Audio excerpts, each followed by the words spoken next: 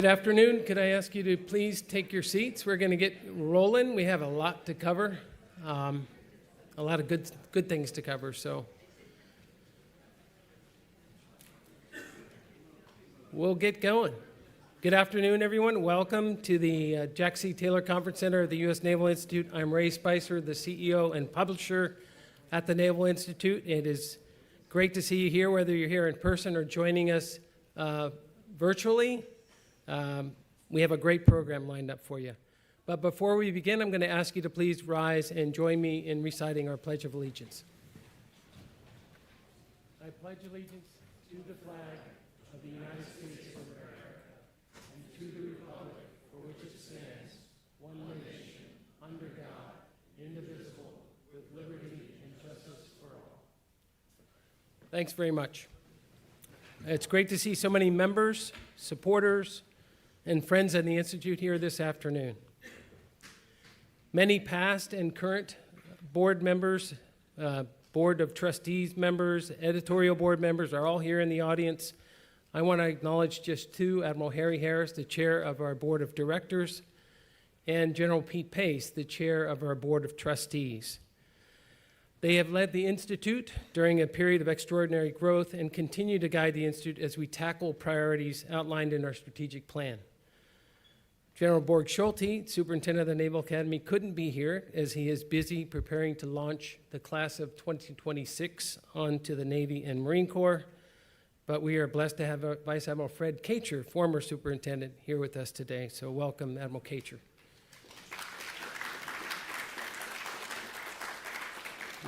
We thank General Dynamics for their support of the annual meeting, represented by Tom Callender, Senior Manager for Navy Programs at General Dynamics Electric Boat. We also thank our flagship sponsor for the Institute's annual meeting, L3 Harris Technologies. This is the fourth consecutive year that L3 Harris has supported this event, and we're grateful for their longstanding support to the Institute. We're happy to have Rear Admiral Matt Gucci-Klunder, Vice President, Navy and Marine Corps Accounts and DoD Labs at L3 Harris, here with us this afternoon. And full disclosure, Admiral Harris is also a director on L3 Harris's board. To kick off our annual meeting, I welcome Admiral Harris to offer some opening remarks. Admiral Harris served as Commander, U.S. Pacific Fleet, and then Commander, U.S. Pacific Command until his retirement in 2018. Following his Navy career, he was appointed U.S. Ambassador to South Korea, serving until 2021. A 1978 graduate of the U.S. Naval Academy, a naval flight officer, Admiral Harris has commanded at every level, including Patrol Squadron 46, Patrol and Reconnaissance Wing 1, Joint Task Force Guantanamo, the U.S. Sixth Fleet, and Striking and Support Forces NATO. We're very fortunate to have him as our chair of the Naval Institute Board of Directors. Let's give a very warm welcome to Admiral Harry Harris.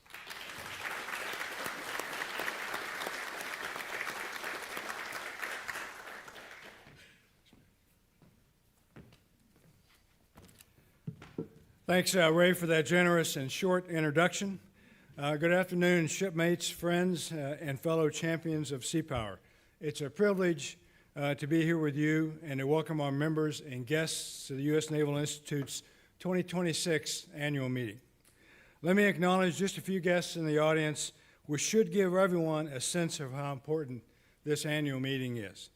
General Pace, Admiral Winnefeld, Admiral Richardson, Vice Admiral Kacher, and the Super is going to be here until he heard I was going to speak, and he wisely opted out. The Institute, folks, is in great shape. And I'm proud to say that we're now in our 153rd year, just a few years older than me. 153 years of open, independent, nonpartisan dialogue about the sea services and American sea power. That's a legacy worth celebrating and a standard worth upholding. Let me take a moment to recognize the people who make this legacy possible. To the Board of Directors and Board of Trustees, thank you for your leadership, your counsel, and your steady hands on the helm. Your engagement is not ceremonial, it's essential. To the editorial board, your commitment to intellectual rigor, peer review, and giving voice to those who wear the cloth of our nation ensures the proceedings and naval history remain credible and relevant. And to the Naval Institute staff, editors, journalists, producers, planners, professionals all, led by President and CEO Ray Spicer, you drive this organization every day. You're the engine of this ship. Every article published, every podcast recorded, every conference convened, every news story broken is work that matters. So today we recognize 3 distinguished members of our board who are completing their 6-year terms. Admiral Scott Swift, U.S. Navy retired, fighter pilot, former commander of the U.S. Pacific Fleet, Natso brought a fleet commander's perspective and strategic depth to everything he touched. Major General Charlie Bolden, Jr., U.S. Marine Corps, retired, former NASA administrator, astronaut, and naval aviator of distinction, including over 100 missions in Vietnam. A recipient of the Naval Academy's Distinguished Graduate Award, his vision extended beyond the horizon, literally. And Mr. Tom Furlong, whose expertise, judgment, and dedication have been a constant source of strength to all of us. These leaders leave the Institute in a stronger position than they found it. Please join me in a round of applause for them, please.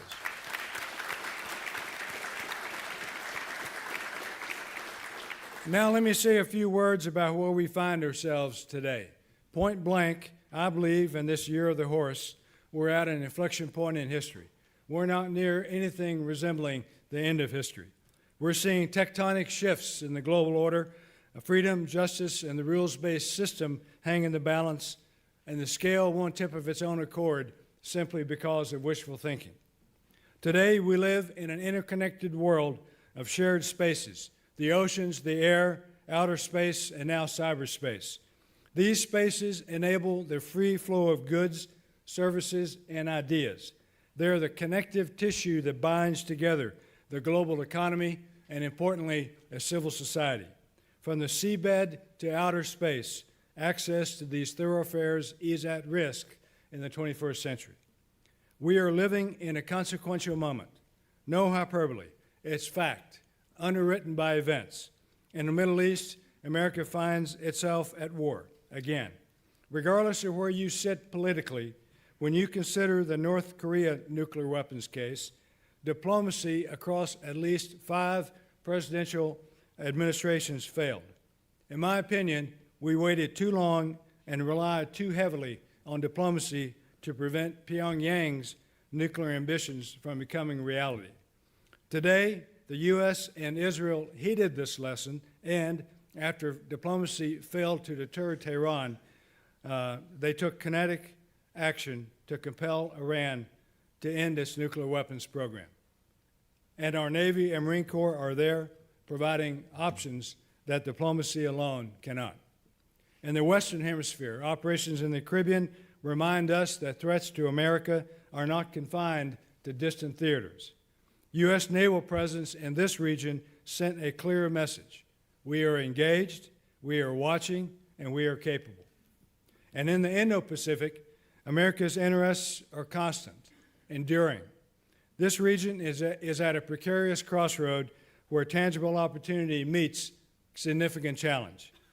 So while our opportunities remain abundant, the path ahead is burdened by several considerable challenges, including an aggressive North Korea, a revisionist China, and a revanchist Russia, and now a dangerous and growing alignment between these 3 and Iran. Today, China seeks hegemony, not only in East Asia, but Greater Asia and beyond. We see Beijing's strategy of creeping sovereignty in action across the maritime domain, the South China Sea, the Taiwan Strait, the Yellow Sea, Guam, and the Southwest Pacific. The challenge is not hypothetical. It's daily, it's deliberate, it's here. The common thread here, from the Strait of Hormuz to the Caribbean to the Western Pacific, is sea power. U.S. naval forces provide the persistent presence that underwrites America's global engagement. This is precisely the environment in which the Naval Institute does its most important work. Over the past year, proceedings, Naval History Magazine, the Naval Institute Press, and USNI News have published some of the most insightful analyses of the challenges facing the sea services. Just consider force structure, the shipbuilding crisis, operational readiness, and the future of naval warfare. These are not abstract debates. They are the questions that determine whether we deter and, if deterrence fails, whether we win. West 2026 in San Diego continue to raise the bar. West brings together the Navy, Marine Corps, Coast Guard, and importantly, the Defense Industrial Base in a way that no other forum does. With candor, urgency, and a shared commitment to solving hard problems. The conversations that happen at West ripple outward throughout the force. I'm proud the Naval Institute is at the center of that.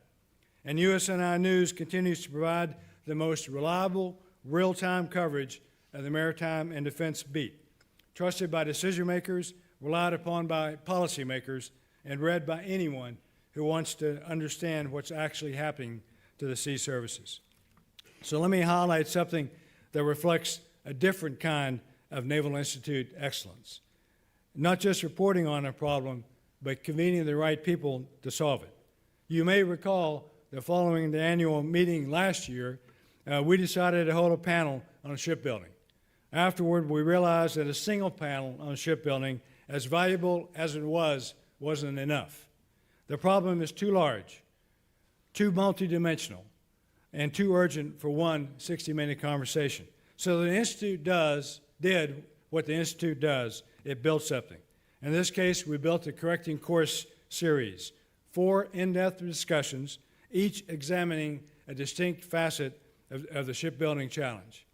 The second installment, held last August, focused on accelerating unmanned systems to extend fleet capacity. In September, we convened a discussion examining how non-traditional defense firms and tech startups can contribute to the solution. And in December, the series concluded at Defense Forum Washington with a discussion on joint shipbuilding and repair ventures with leading Indo-Pacific partners. This series is not self-talk in an echo chamber. Here's an example of what I mean. A co-founder of a defense startup who participated in the September event was so energized by this engagement that he returned on his own to attend our day-long Disruptive Capabilities Conference held last October. He told us what that investment meant for him, and then he made a 5-figure philanthropic gift to support the Institute's work. This isn't just a transaction. This is mission connection. And the Naval Institute, and it's the Naval Institute at its best. Not as a cheerleader, not as a critic, but as a clear-eyed, independent forum that identifies what the conversation needs and then does something about it. Ladies and gentlemen, let me close with this. To our members and supporters, you are the reason this institution endures. Not just because of your dues and donations, but because you read, you write, you argue, and you push back. That's what keeps an open forum open and honest. So keep writing for proceedings. Submit to the essay contest. Engage with USNI News. Come to West. Bring a colleague. Sponsor a midshipman. Recruit a new member. Nations don't stay great by accident. History is replete with powers that commanded the seas and then shifted their strategic priorities. Mahan warned us so, writing in his seminal Influence of Sea Power upon History, 1660 to 1783, regarding France's navy of that era. Mahan observed that French sea power by 1688 had, quote, shriveled away like a leaf in the fire, unquote. Not from defeat, but from a conscious national decision to favor land power over maritime dominance. In every generation, someone must make the case to maintain American sea power. Someone must write about it, argue for it, publish it, and refuse to let the conversation go quiet. This is what the Naval Institute has done for 153 years, and what it will continue to do. The lessons of history are not lost here. The voices from the deck plates are heard here, and America's understanding of what it means to command the seas is defended here, article by article, conference by conference, across generations. So, in our 153rd year, This mission is as vital as it ever has been. Thank you very much. Back to you, Ray.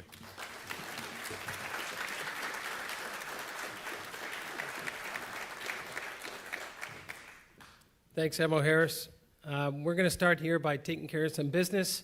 But before we do, I'd like to acknowledge that a substantial portion of our Navy, Marine Corps, and Coast Guard is operating forward in harm's way.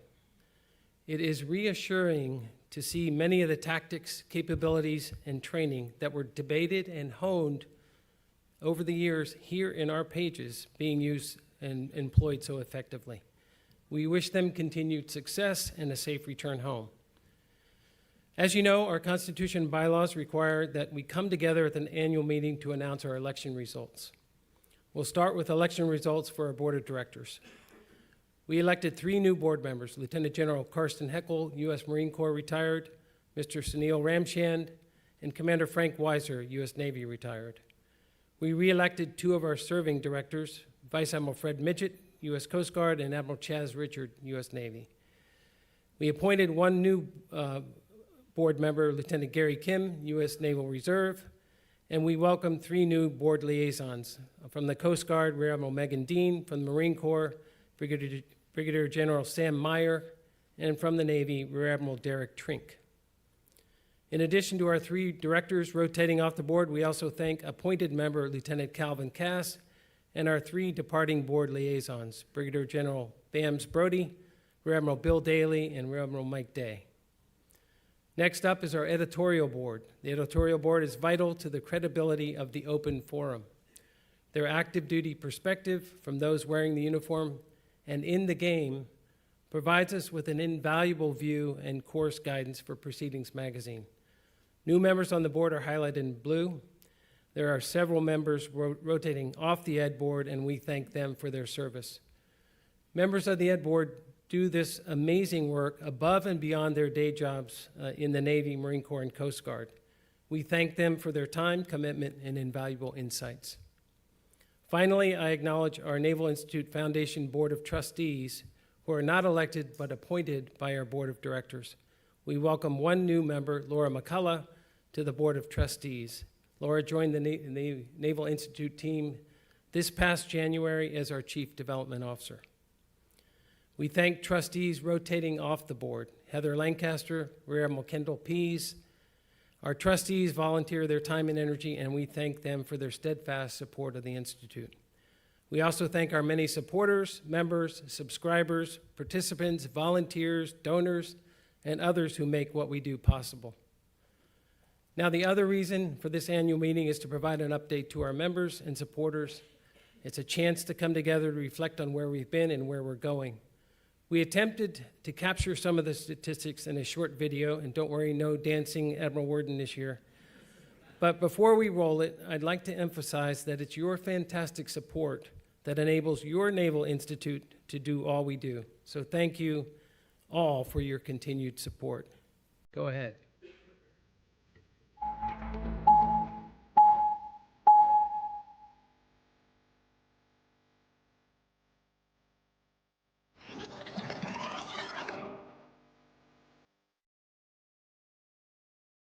This forum exists for one reason, and that's to address a wide array and increasingly complex network of threats our sailors may one day face. Today, we find ourselves operating in an era with other great powers, an era in which the speed of decision ruthlessly punishes delay.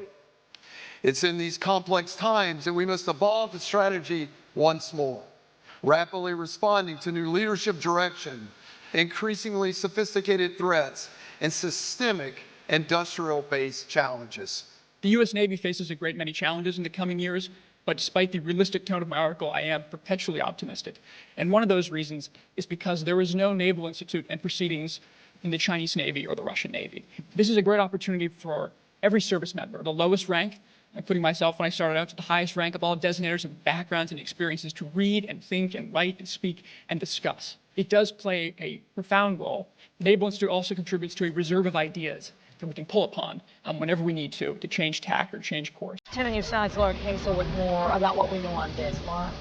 The amphibious assault ship USS Bataan and 26th Marine Expeditionary Unit are moving to the Middle East, according to USNI News.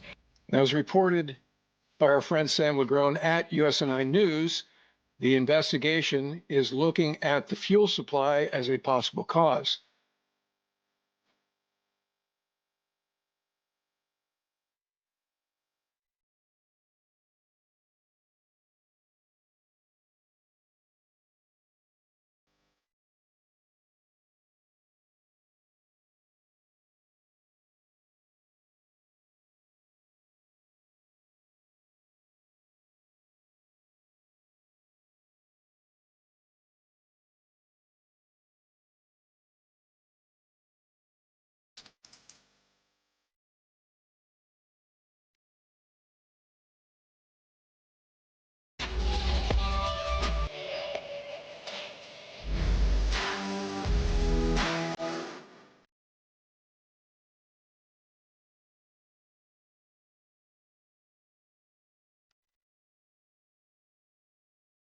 How does the Iran conflict fit within the broader framework of great power competition? And does it distract from, or does it reinforce deterrence against China? You know, Bill, it's going to depend on the outcome, but the way that it fits into this broader competition is I think what we're facing today is what we could call an axis of aggressors. This centers on two revanchist or revisionist powers on the Eurasian landmass of China and Russia, who have pulled into the fold Iran, the theocratic dictatorship there, and the only hereditary communist dictatorship in the world in North Korea.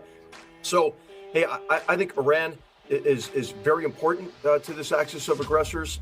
They provide each other tremendous material support as well as diplomatic support and other financial and economic support.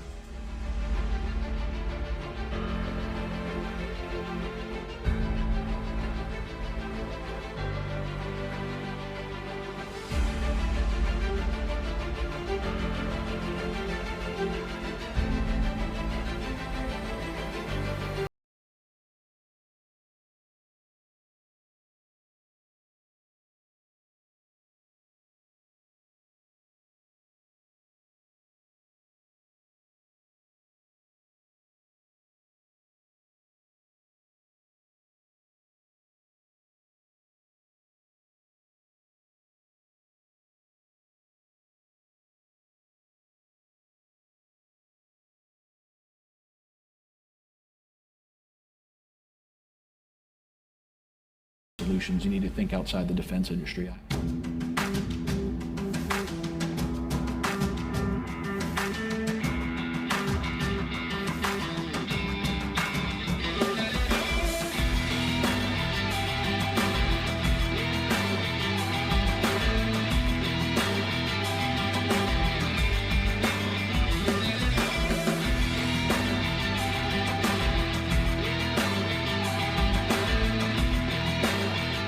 If you're going to give somebody a task like transform the military or engage in disruptive innovation, it's not something that's going to happen overnight. And historically speaking, it's required an individual with extended tenure.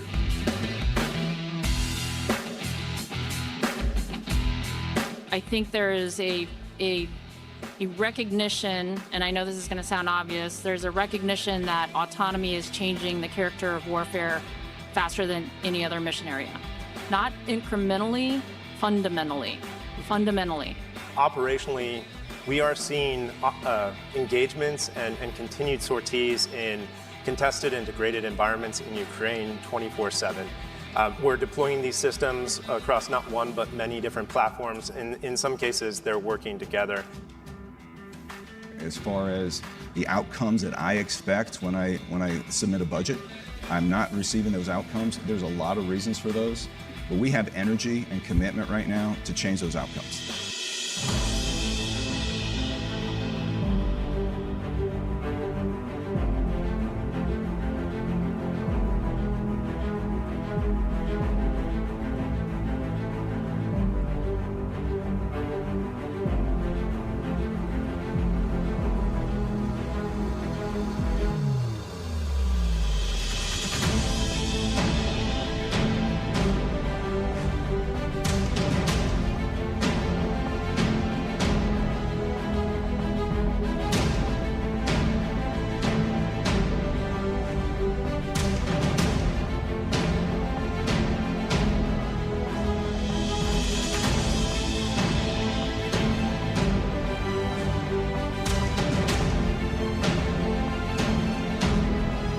USNI is on the yard of the Naval Academy.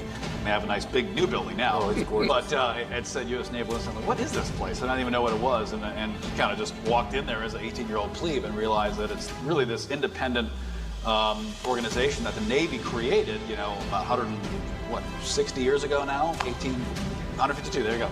And if you're interested in this topic and anything related to it, the publication proceedings, become a subscriber and read it.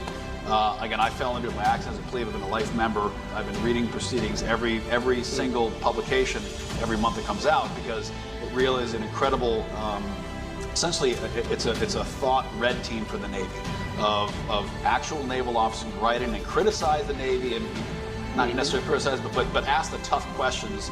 If this is a topic that interests you, do read proceedings, because every month you're getting great thought. It's a great way for a seaman or a lieutenant to leap ideas on the desk of a U.S. senator to say, this is a pretty damn good idea. And then go ask an admiral about it. And then, of course, he looks at that damn lieutenant wrote another article on this. But, hey, man, it's a good idea. You should be thinking about it, because sometimes our best ideas come from the guys on the gangplanks.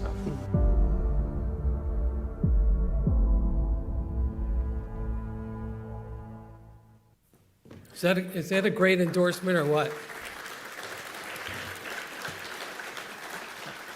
I promise you that commentary from Senator Sheehy was not something that we solicited. It just out of the blue he said that, so I thought it was great. I was sitting in the audience like, wow. He is a 2008 graduate of the Naval Academy and became a Navy SEAL. And he's also very proud to say that he's a life member of the Naval Institute. So it was great to hear him make that comment. I realize it is a gross understatement to say that 2025 was a challenging year for many as a new administration settled in. Think about it. The federal employee travel ban early in the year, a new Department of War approval process for military and government civilian speakers and authors, uncertainty with respect to DOGE and its impact, the longest government shutdown in history. All of that impacted us in some way, but probably the most directly impactful was a new Office of Secretary of War policy on journalist access to the Pentagon, where our USNI News team had been maintaining a desk for a number of years. We elected not to sign an Office of the Secretary of War agreement for journalist access that, in our collective opinion, restricted our ability to gather information and accurately report on the institutions and industries we cover. We joined outlets from all the major newspapers, TV, and news wires in our decision, so USNI News no longer has a desk in the Pentagon, at least for the time being, but the news team hasn't missed a beat. It's just a little tougher to get news these days out of the building. And we continue to preserve the open, independent, nonpartisan forum for which we're known and respected. Despite all the challenges, 2025 was still a highly successful year for the Naval Institute, and far and away the Institute's best year in our 153-year history from a financial standpoint. We owe a lot of that to David and Barbara Parks, who left the Naval Institute an incredibly generous gift as part of their estate. They did so because, in David's words, he trusted what the Naval Institute represents, and he deeply valued and believed in the open, independent forum that is the Naval Institute. We are eternally grateful to the Parks family. I'll touch on just a couple of additional highlights not captured in the video, but I'll be brief. We completed digitizing 180,000 of our most important photos. That was not a trivial task. That was a 10-plus year effort. And work was done to preserve each individual image, digitize each image, input all the photographs, metadata, keywords, and categorization. So a lot of hard work involved in that. Our oral history program also advanced with continued work on 6 interviews in 2025 that will preserve firsthand perspectives and be published in the coming year. Our strategic plan called for us to expand our reach and transform how people connect with the Institute.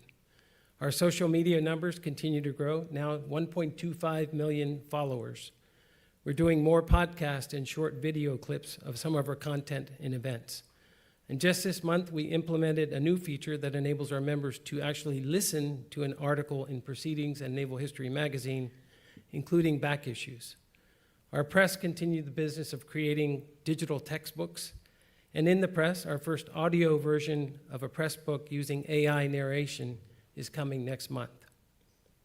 We intend to continue this work moving forward, adopting future-ready tools such as AI to improve both our internal workflow efficiency, but also to enhance the experience for our users and members engaging with the Institute.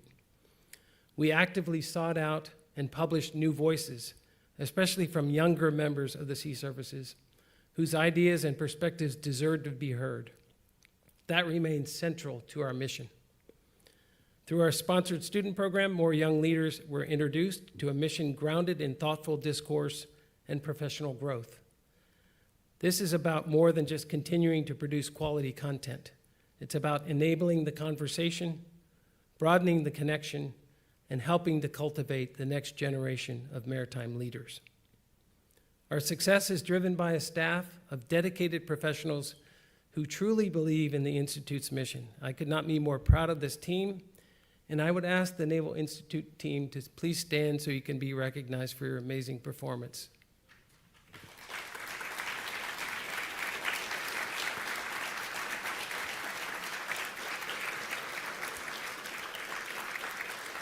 Thank you. Small but mighty. I also could not be more grateful for the support of our members, donors, authors, speakers, board members, and supporters who made all this great work possible over the past year. Thank you to all of you. I now invite Captain Bill Hamlet, U.S. Navy retired, our editor-in-chief of Proceedings Magazine, to the stage to kick off our author award presentations.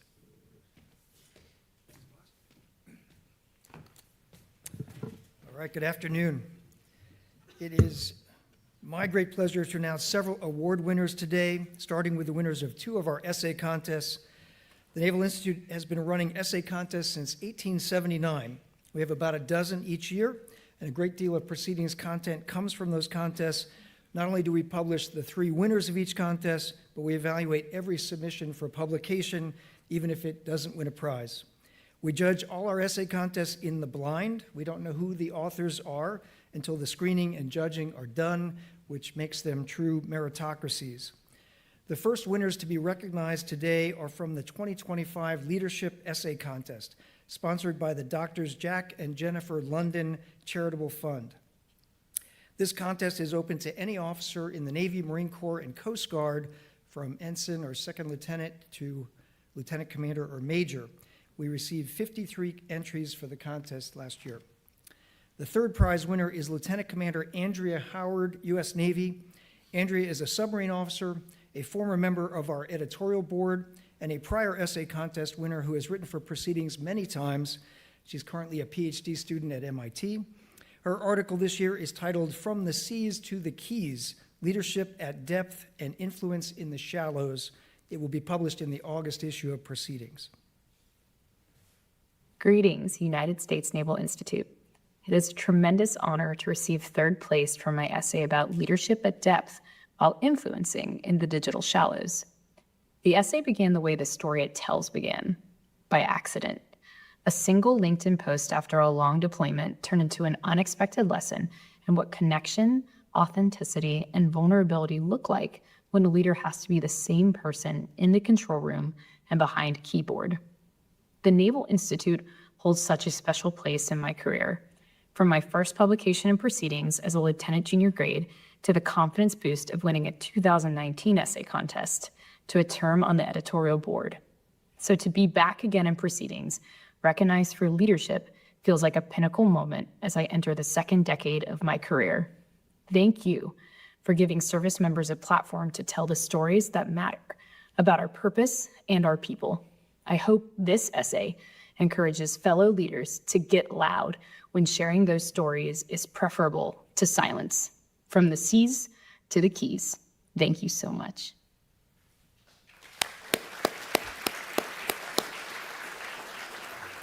If you haven't yet found Andrea on social media, she is a great follow.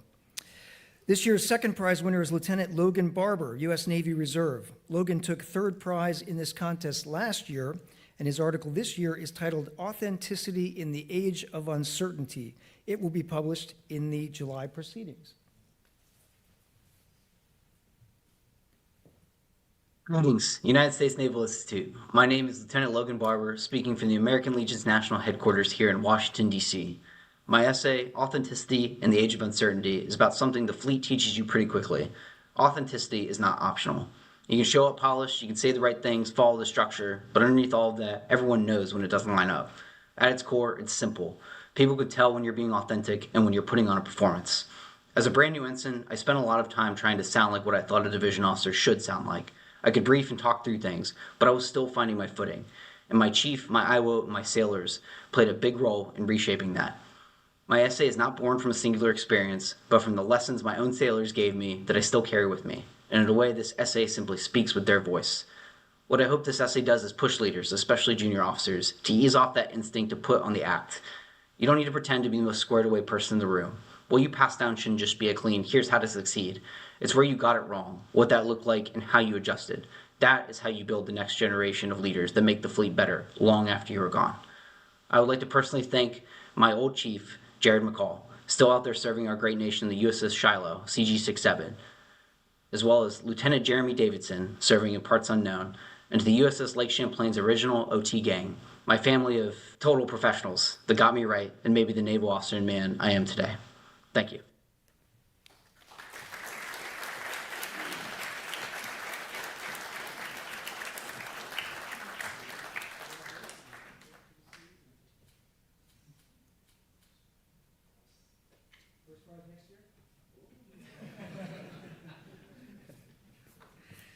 All right, this year's first prize winner is Captain Jonathan Corbin, United States Marine Corps.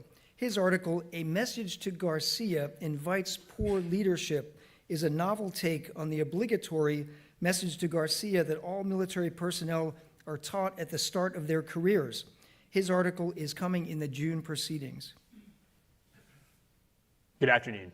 My name is Captain Jonathan Corbin. I'm a Marine Corps artillery officer by trade, and I'm proud to be currently serving in the 1st Marine Division. I wrote my essay, A Message to Garcia, Misdelivered, because of what I believe is a chronic overemphasis in our ranks on individual initiative. Too often, we expect young service members to just figure it out when confronted with an uncertain situation, thinking that personal creativity or aggression alone are enough to win the day. While well-intentioned, this reliance on subordinate initiative ignores the critical responsibility that we have as leaders to provide patient coaching, teaching, and mentoring, and a clear, contextualized commander's intent. I'd like to thank the U.S. Naval Institute for the opportunity to write about this topic. I'm honored to receive this award and grateful to be featured in a forum like proceedings. I'd also like to thank the many leaders who have personally invested in me during my time as a junior officer and who informed this essay through their own emphasis on tangible, intrusive leadership in our service. Every day around the globe, there are Marines and sailors who want to do the right thing, who want to take initiative, violently execute the mission at hand, and do right by their brothers and sisters in arms. We owe it to them as leaders to show them exactly what right looks like and to make those expectations clear. Thank you again. Congratulations to all the other awardees, and from Camp Pendleton, California, Semper Fidelis. Hoorah. All right. Now it's my pleasure to introduce the winners of the 2025 General Prize Essay Contest. Since 1879, this has been the Naval Institute's flagship contest. The list of past winners reads like a who's who of famous naval thought leaders. Then Commander Alfred Thayer Mahan took honorable mention in this contest in its first year. Other winners over the years include notable sea service leaders, many writing long before they achieved their highest rank and fame. Rear Admiral Stephen B. Luce, Lieutenant Ernest J. King, Lieutenant Ned Beach, Lieutenant Commander and later Senator Sam Stratton, Captain Wayne Hughes, Lieutenant Commander James Stavridis, and Commander Sandy Winnefeld are just a few notable winners. The General Prize Essay Contest is funded by Andrew and Barbara Taylor. We thank them for their proud and enduring sponsorship. This year we received 150 submissions. It's a lot of reading. All three winning essays are thought-provoking and bear directly on the challenges facing today's sea services. We published all three in the March issue of Proceedings. Each winner receives a medal, a cash prize, and a one-year membership. This year's third prize winner was Navy Lieutenant Commander Adam Pierce. His essay, Competitive by Design, Reforming Defense Procurement for Speed, describes how variable portfolio contracts can accelerate innovation and secure industrial advantage. Thank you to the United States Naval Institute for this honor. This essay addresses a simple but urgent reality.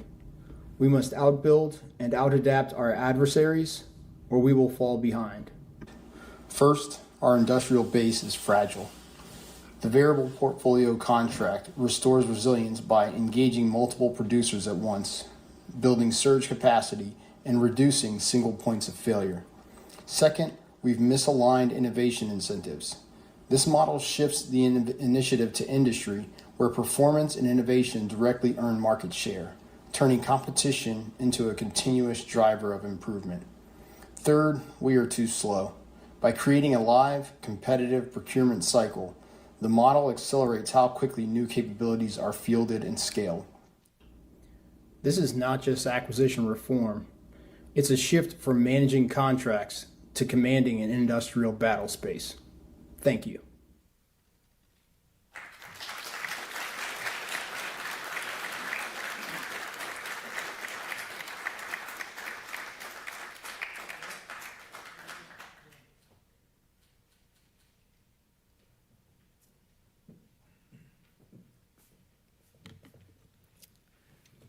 This year's second prize winner is Commander Jordan Spector, U.S. Navy.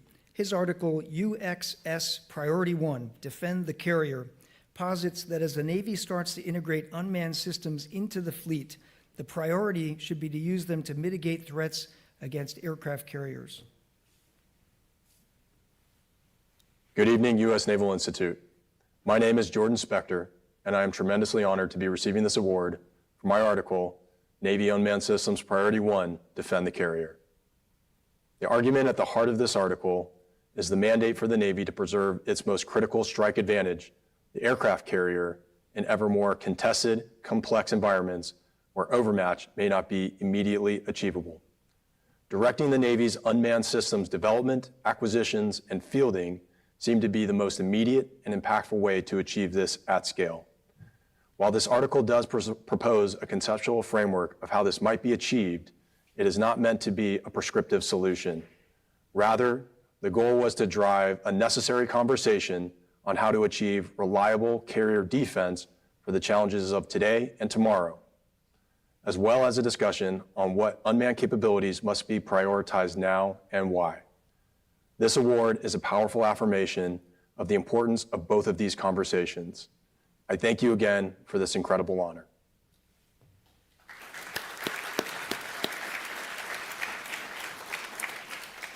The first place winner of this year's General Prize Essay Contest is Commander Kelsey Berrien, U.S. Coast Guard Reserve.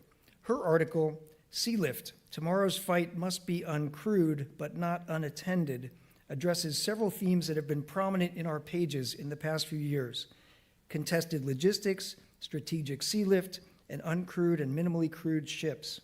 Commander Berrien won our Coast Guard Essay Contest in 2023, and she is the first, but I guarantee not the last, woman to win this contest. Hi, I'm Commander Kelsey Berrien, and my essay, originally titled Liberty, Victory, Autonomy, was selected as the General Essay Contest winner. I chose this topic because in World War II, merchant shipping was so heavily targeted that American merchant mariners lost their lives at 4 times the rate of their armed services counterparts. In the 80 years since, we've become far more efficient at shipping, tripling the amount of cargo per hull while requiring less than half the number of merchant mariners. This leaves no margin for error and means that in order to project and sustain the combat force, we'll need a building campaign similar to the Liberty and Victory campaigns of World War II. My essay proposes using periodically attended autonomous vessels as a way of scaling up to cargo displacement more rapidly instead of spending long years perfecting long-term autonomy. My hope is that we can deliver adequate amounts of cargo while preserving our precious merchant mariner resources, because it takes longer to train a merchant mariner to today's complex vessels than it does to build the ship itself. As a merchant mariner, when I'm not working for the Coast Guard, you might say I chose this topic out of a certain amount of self-interest. I was gifted a USNI subscription 20 years ago upon graduation, and I never imagined then that I'd be reading my own words in the pages. I love that we have a forum where anyone can propose ideas and have them honed through debate and discourse. To any military members that are considering writing, I highly encourage it. Nothing hones your strategic thinking like having to explain it to a broader audience. And I consider my key to success my beta readers who come from a wide variety of backgrounds and who are never hesitant to challenge my drafts, even when the topic isn't in their wheelhouse. I'd like to say thank you to them and to the U.S. Naval Institute for the opportunity to be published again.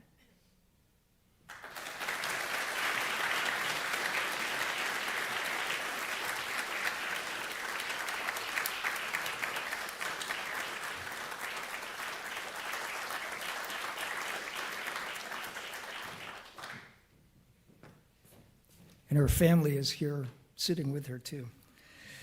Okay, now it's my honor to introduce the 2025 Proceedings Author of the Year, Lieutenant Colonel Tim Warren, United States Marine Corps. An aviation logistics officer, Tim has been a consistent contributor to Proceedings for the past 3 years, and in 2025 we published 4 articles by him. His work covered the gamut from counter-drone tactics to how the Navy Marine Corps team could make do with fewer amphibious ships, and how China might draw lessons from Imperial Japanese strategy.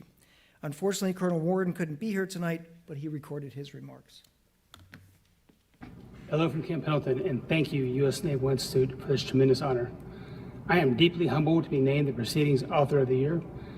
Even without this award, I am beyond grateful to be featured in such an admired publication, as I have researched and worked through some of the challenges that our naval forces will face. At the end of the day, my goal is always to enable our sailors, Marines, to be more lethal and at less risk with the materials we have now if the next big fight happens tonight. I must give a huge thanks to the Proceedings staff who have sharpened every piece, and to my colleagues who have worked through many of these problems with me before I put any ink to paper. I encourage anyone who sees a challenge to think through the problem set, research practical solutions, and write out your findings. Thank you again for this award, Proceedings as a whole, and the trust you've shown me over the last few years. Fair winds, following seas, and Semper Fidelis.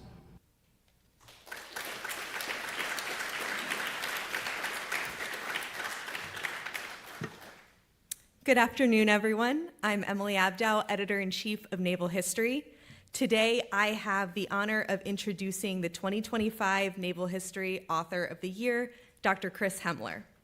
Dr. Hemler is a professor in the History Department of the U.S. Naval Academy and a field historian with the Marine Corps History Division. He spent 10 years on active duty serving with the 2nd Marine Aircraft Wing, 24th Marine Expeditionary Unit, and U.S. Naval Academy Marine Detachment. He is also the author of the acclaimed Naval Institute press book, Delivering Destruction, American Firepower and Amphibious Assault from Tarawa to Iwo Jima. Today, we are recognizing Dr. Hemler for his 2025 contributions to naval history. 2 80th anniversary commemorative articles chronicling major operations in the final phase of the Pacific War. The first, on the Battle of Iwo Jima, was the cover story of our February issue, and the second, on the Battle of Okinawa, was the cover story of our June issue. Both are brilliant in their operational analysis and highly readable. Now we will hear from Dr. Chris Hemler on his inspiration for writing both articles. Good evening, Naval Institute. I want to express my gratitude for this honor and for the important work that the Naval Institute and its members continue to advance. I wrote my article, Okinawa and the Triumph of American Naval Power, for 2 reasons. First, I wanted to remind readers just how brutal and unforgiving this campaign was.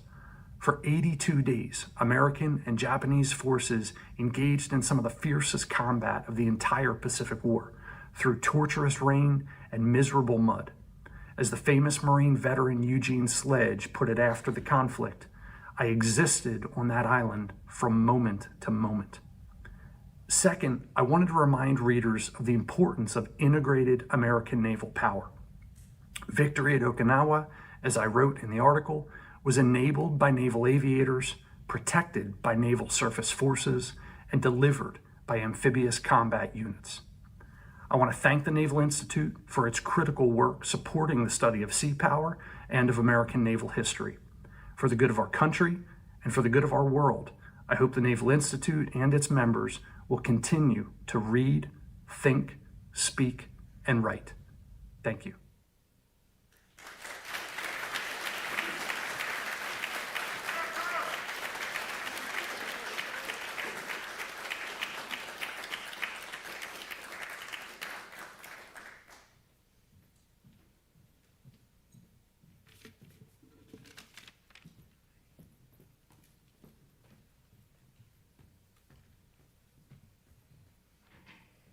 Good afternoon. My name is Claire Noble, and I am the Deputy Director for Naval Institute Press. Today I have the honor of presenting our Naval Institute Press Author of the Year Award to MP Mike Woodward for his novel Red Tide, a novel of the next Pacific War. Mike is the New York Times bestselling author of 9 thriller novels, including several in the Tom Clancy Jack Ryan series. A former Navy intelligence officer, he served in the Philippines, aboard USS Carl Vinson, and with U.S. Indo-Pacific Command, before later leading international business efforts in the technology industry, including at Amazon Prime Video. His connection to operationally grounded naval fiction is especially meaningful to Naval Institute Press. More than 40 years ago, the press published Tom Clancy's The Hunt for Red October, helping launch one of the most influential military thriller franchises in modern publishing. Mike's work, and especially Red Tide, continues that tradition of strategically informed naval fiction for a new generation of readers. His latest novel, The Fourth Option, co-written with best-selling author Jack Carr, released yesterday. And this fall, he will publish the Tom Clancy Jack Ryan senior thriller, The Coldest War. But as Mike has shared with me personally, the book nearest and dearest to his heart is Red Tide. And now Mike will share a few thoughts on Red Tide and what inspired this award-winning novel. Good evening. I'm Michael Patrick Woodward, and I'm deeply honored to accept the U.S. Naval Institute Press Author of the Year Award for Red Tide, a novel of the next Pacific War. I'm grateful to Naval Institute Press for believing in this story and for continuing a long tradition of publishing work that takes the profession of arms seriously, work that informs, challenges, and prepares readers for the world ahead. Red Tide was written as fiction, but it's grounded in my own experience, first as a naval intelligence officer focused on maritime threats, and later as a technology executive watching how strategic industries, supply chains, and economic pressures shape modern conflict. The story centers on a trade dispute over semiconductors and a blockade of Taiwan, but at its core, it's about escalation, deterrence, and judgment under pressure by naval professionals. Just as important, the characters in this book were written to reflect the dedication, professionalism, and quiet sacrifice of the men and women who serve at sea, often far from home, rarely in the spotlight, and always in situations where the consequences of failure are real. If the story has any authenticity, it belongs to them. I'm thankful to the editors and staff at Naval Institute Press for their rigor and stewardship, and I'm proud to accept this award as part of their community. Thank you again.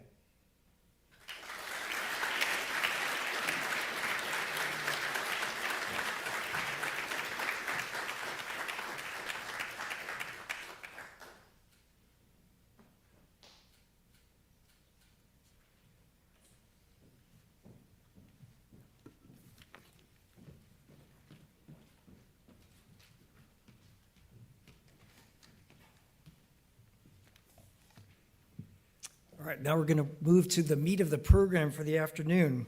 This panel discussion that's coming up is going to center on what is one of the most important proceedings articles of the past decade, Commander Jeff Vanden Egel's National Policy and the Pan-Oceanic Navy from the March issue.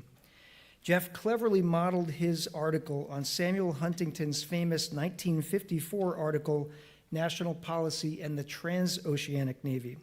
For those who haven't read Huntington's article or given much thought to the forces and ideas that were shaping the U.S. military in the early 1950s, we thought it would be helpful to have a master historian and strategist set the stage. So now it's my pleasure to introduce Mr. Trent Hone. Trent is the Foundation Chair of Strategic Studies at Marine Corps University in Quantico, Virginia. He's the author of several outstanding books published by the Naval Institute Press, including Learning War, The Evolution of Fighting Doctrine in the U.S. Navy, 1898 to 1945, and Mastering the Art of Command, Admiral Chester W. Nimitz and Victory in the Pacific War. Ladies and gentlemen, please welcome Trent Hone.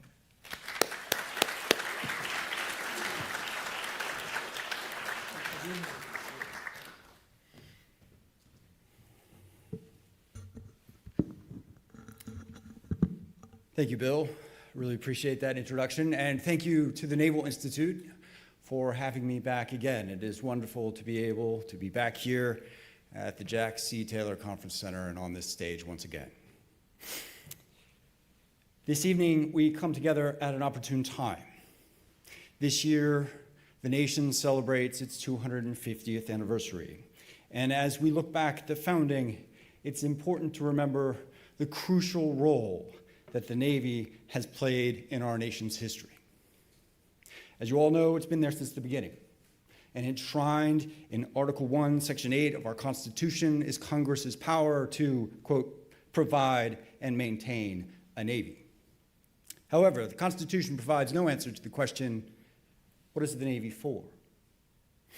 We are here today in this talk, but also in the panel that follows, to discuss that question. Yes. In May 1954, as Bill mentioned, political scientist Samuel P. Huntington published an article in Proceedings that sought to answer that question, what is a Navy for? In National Policy and the Transoceanic Navy, Huntington provided a valuable analytical frame. He argued that each military service required a strategic concept, a unifying purpose that describes how that service protects the nation from threats to its security. Huntington contended that that would provide two specific things and allow the service to avoid being subject to, quote, conflicting and confusing goals and suffer physical and moral degeneration. The strategic concept had to be clear. It had to be unifying, not just within the service, but across the nation, because that would allow the service to receive more resources and more funding, because it could clearly articulate its purpose, explain it to the people, and gain their support and that of their representatives. Also, a clear strategic concept would make it a lot easier for the service to organize effectively, because then it could use the concept to define strategic and operational goals and develop a force structure designed to accomplish them. In 1954, Huntington used this analytical frame to argue that the U.S. Navy was facing a crisis. The Navy had contended that it needed large fleets to protect against overseas threats and secure the seas for U.S. trade. But victory in World War II allowed the Navy to assume uncontested command of the sea. That largely erased threats to trade, undermined the Navy's long-held strategic concept, and risked its ability to earn resources and contribute to national policy. What role would the Navy play now in a nuclear world? Huntington argued the Navy was adrift and that it needed a new strategic concept, one that could clarify its purpose. To make his point, Huntington surveyed the nation's history, and he identified three distinct phases to American national security policy. The first was the continental phase. That ran from the founding to the 1890s. Huntington contended that during this phase, national security threats, quote, arose primarily on this continent and were met on this continent. Because of this continental focus, the Navy lacked a vital role. And as a result, it dissipated its energies over a wide variety of functions. In effect, Huntington reinforced his analytical frame and the importance of a clarifying strategic concept by suggesting the Navy lacked one until the steel and steam warships of the late 19th century began to join the fleet. At that point, the oceanic phase began. With dominance on the North American continent assured, the United States began to look outward. He called upon the Navy to, quote, achieve supremacy in the Atlantic and Pacific, not only to secure the nation against overseas threats, but to extend the nation's influence across the seas. Huntington argued that the Navy's strategic concept during this phase was anchored on the theories of Alfred Thayer Mahan. And I'm grateful to not be the first person to mention that name on the stage this evening. Mahan elegantly articulated the link between command of the sea, global commerce, and national power. His clarifying vision gave the Navy a purpose. It became the first line of defense and a symbol of America's increasingly influential role in world affairs. The Navy had become the backbone of an emerging empire, linking the continental United States to newly acquired territories in the Pacific and the Caribbean. In line with the newly clarified and highly visible role, the Navy received unprecedented levels of funding. In the early years of the 20th century, it grew rapidly, transitioning from a third-rate power to a world leader. Dreadnought battleships, like these, destroyers, submarines, and aircraft joined the fleet. And as I argued in my book, Learning War, a new cadre of officers trained as engineers and motivated to harness the full capabilities of modern technologies develop new tactics and doctrine to integrate these platforms into a coherent force. During World War II, the Navy grew even larger and delivered on its strategic concept. After initial setbacks, the Navy secured dominance in the Atlantic and Pacific, enabling the Allies to project offensive power across the seas and triumph over the fascist regimes of Nazi Germany and Imperial Japan. But in the aftermath of that victory, according to Huntington, the Navy's crisis began. And the crisis is rooted in the fact that with command of the sea assured, the Navy's existing strategic concept becomes obsolete. Huntington argued that the rise of the Soviet bloc heralded a new national security phase, the Eurasian one. And to meet it, he called for a transoceanic navy that could project power into the heart of the Eurasian continent. To make his point, Huntington dismissed the theories of Mahan, those that had anchored the oceanic phase, arguing that the strength of Mahan's writing had given his theories a, quote, superficial air of lasting permanence. Huntington urged that they be left behind. The Navy was no longer needed to seek command of the sea. That was assured by the balance of opposing forces. Instead, it needed to achieve supremacy on the Eurasian continent. The task, Huntington contended, would, quote, require a revolution in naval thought and operations, and he gave that revolution direction. Huntington said the Navy could project power on a continental scale in three ways. First, carrier air power could strike deep into enemy territory. Second, amphibious assaults could secure objectives in the littorals and threaten strategic positions. And finally, modern naval artillery, not guns, but cruise and ballistic missiles, could bombard targets far inland. Huntington's view was prescient. Since 1954, the Navy has embraced all of these techniques. It has developed tactics, doctrines, and strategies for projecting power inland. It has employed them as deterrents, most notably in the maritime strategy of the 1980s, which helped contribute to the downfall of the Soviet Union. And it has used them in the Middle East and Afghanistan in recent decades to combat terrorism and further U.S. national interests. However, it is time to ask whether we are still in the Eurasian phase. Commander Jeff Vandenegel argues that we are not. In his recent article, National Policy in the Pan-Oceanic Navy, published in Proceedings in March of this year, Commander Vandenegel employs Huntington's analytical frame to contend that the Eurasian phase is over. Instead, he believes we are in a Pacific phase that will see the United States grapple with the People's Republic of China, the PRC, for dominion over the world's largest ocean, as well as the international economic system. The crucial argument that Commander Vandenegel makes, and the challenge that he identifies, is that the U.S. Navy can no longer rely on command of the sea. Unlike the Soviets, who employed naval power largely as a complement to their terrestrial ambitions, the PRC has built a Navy that can fight for command of the sea. Vandenegel's organizational and tactical recommendations are powerful and well worth reading. I look forward to hearing more about them in the panel to follow, and I commend them to you if you are not already familiar. But for my part, I want to focus on the opportunity Commander Vandenegel offers to revisit our central question: what is the Navy for? Huntington dismissed Mahan and argued his theories were irrelevant in the Eurasian phase. And in doing so, Huntington missed something crucial. His criticisms of Mahan were caricatures. He reduced Mahan's theories to their simplest concepts: decisive battle and the quest for maritime dominance. But as recent scholars of Mahan have shown, among them Captain B.J. Armstrong here at the Naval Academy, the late Professor John Sumida, and Professor Nicholas Lambert, Mahan had a much more comprehensive vision. He articulated a theory of grand strategy that coupled naval power and economic strength to national objectives. Unlike Huntington, who saw national policy through the lens of military threat, Mahan considered the Navy a vital component of healthy economic growth. Mahan's view of the Navy and its purpose was broader, more hopeful, and more tightly coupled to American lives and livelihoods. Vandenegel gets at this. In his article, he argues that today's pan-oceanic Navy must focus on the command of the sea, quote, to protect the nation's trade and thus its wealth and power. Doing so, he contends, is essential to preserve the American way of life And I believe that he is exactly right. That is what the Navy is for. Mahan understood this, and that is precisely why he argued for such a powerful U.S. Navy. And today, we are seeing those economic effects in the Red Sea, the South China Sea, and the Straits of Hormuz. The founders understood this as well.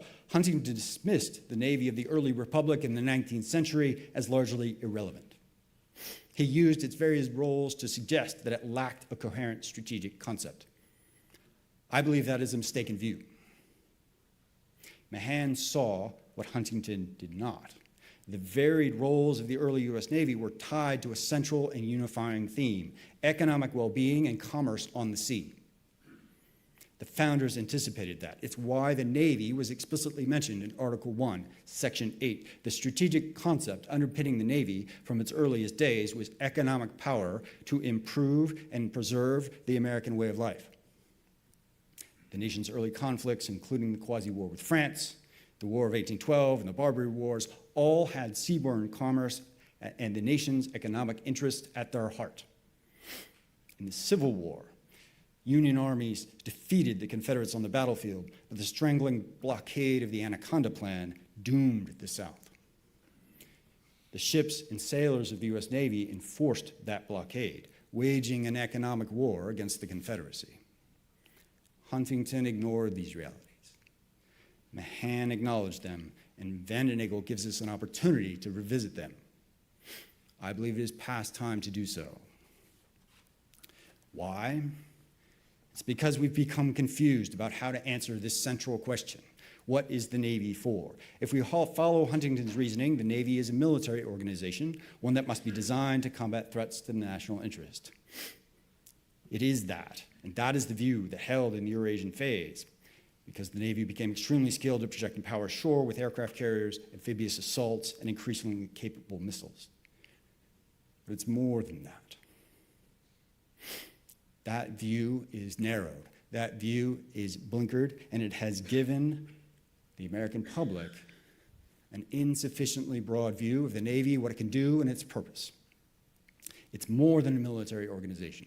The Navy, and Mahan knew this. The founders knew this. Vandenagel hints at this. It's why the Navy Department was a separate cabinet-level organization before the National Security Act of 1947. That earlier structure positioned the Navy more appropriately and allowed its leaders to facilitate the development and employment of more nuanced national strategies that reflected the nation's economic interests. As a nation, we have forgotten the wisdom of this. And we can see the results.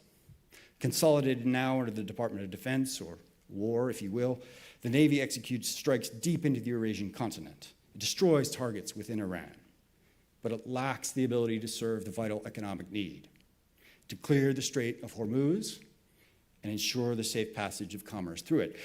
That's not what the Navy's been built for, you would object. You're absolutely right. It's not. But what is the average citizen going to say when they pump gas at $5 a gallon? They're going to ask, why am I paying for a Navy and all the technology that comes with it if it can't clear that narrow waterway? That is what they will ask. Now, don't mistake me. I'm not criticizing the sailors, the ships, or their officers. I'm criticizing the overly narrow strategic concept that the Navy has been operating under these past 70 years. Historically, one of the Navy's greatest strengths was its linkage to the nation's economic interests. After the existential struggle of World War II, that link was severed. So now, when a citizen asks what is the Navy for, they have no obvious answer. I believe that Huntington, articulate and clear-eyed as he was, misdiagnosed the problem in 1954. The problem was not how best to position the Navy to fight the Soviet bloc. It was how to reconnect the Navy to the nation's economic well-being, to convince the citizens that they have a financial stake in healthy commerce, and that the Navy is vital to enabling it. Commander Vandenagel hints at this point, but he does not address it directly. Nevertheless, he provides a vital opportunity to reassess the purpose of the Navy, to reorient it to today's challenges, and to couple it to a new strategic concept. I believe that concept must be rooted in the economic well-being of the nation. As I said before, when we ask, what is the Navy for? I believe we must answer, to protect the nation's trade and thus its wealth and power, to preserve the American way of life so that we, our children, and our grandchildren can continue to enjoy the opportunities that this nation offers. I thank you for your time and attention, and I hope you enjoy the panel to come.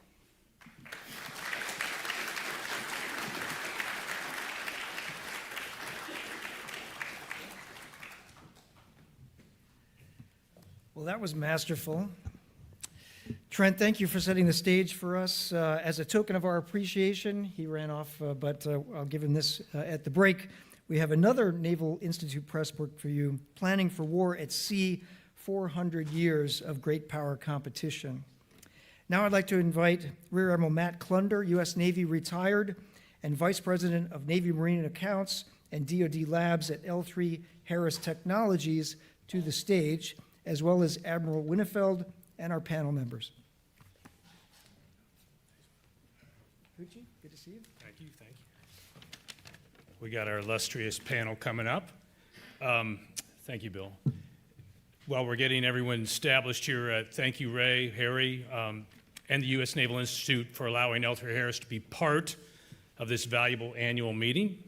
We're now going on our 4th year sponsoring this important gathering of brilliant naval leaders and critical thinking, and we're planning to stay with USNI for many, many years to come. I hope you like that idea. I'll quickly offer that as a trusted disruptor in the industry, L3 Harris is a huge supporter of the innovative and critical type thinking that is inspired through USNI and helps all of us to maintain the finest naval fighting force in the world. Now, today I'm also actually honored to introduce the panel moderator to my left for this very timely strategic topic.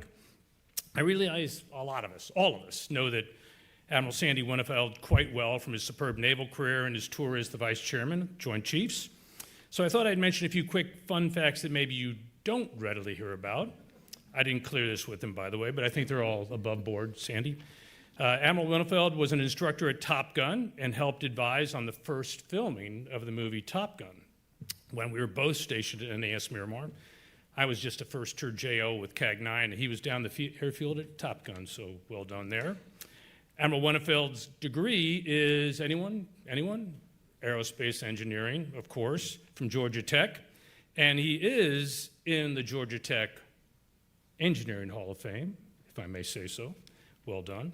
Admiral Winnefeld and his wife Mary co-founded SafeProject.us, a national nonprofit dedicated to helping prevent drug overdose fatalities in the United States.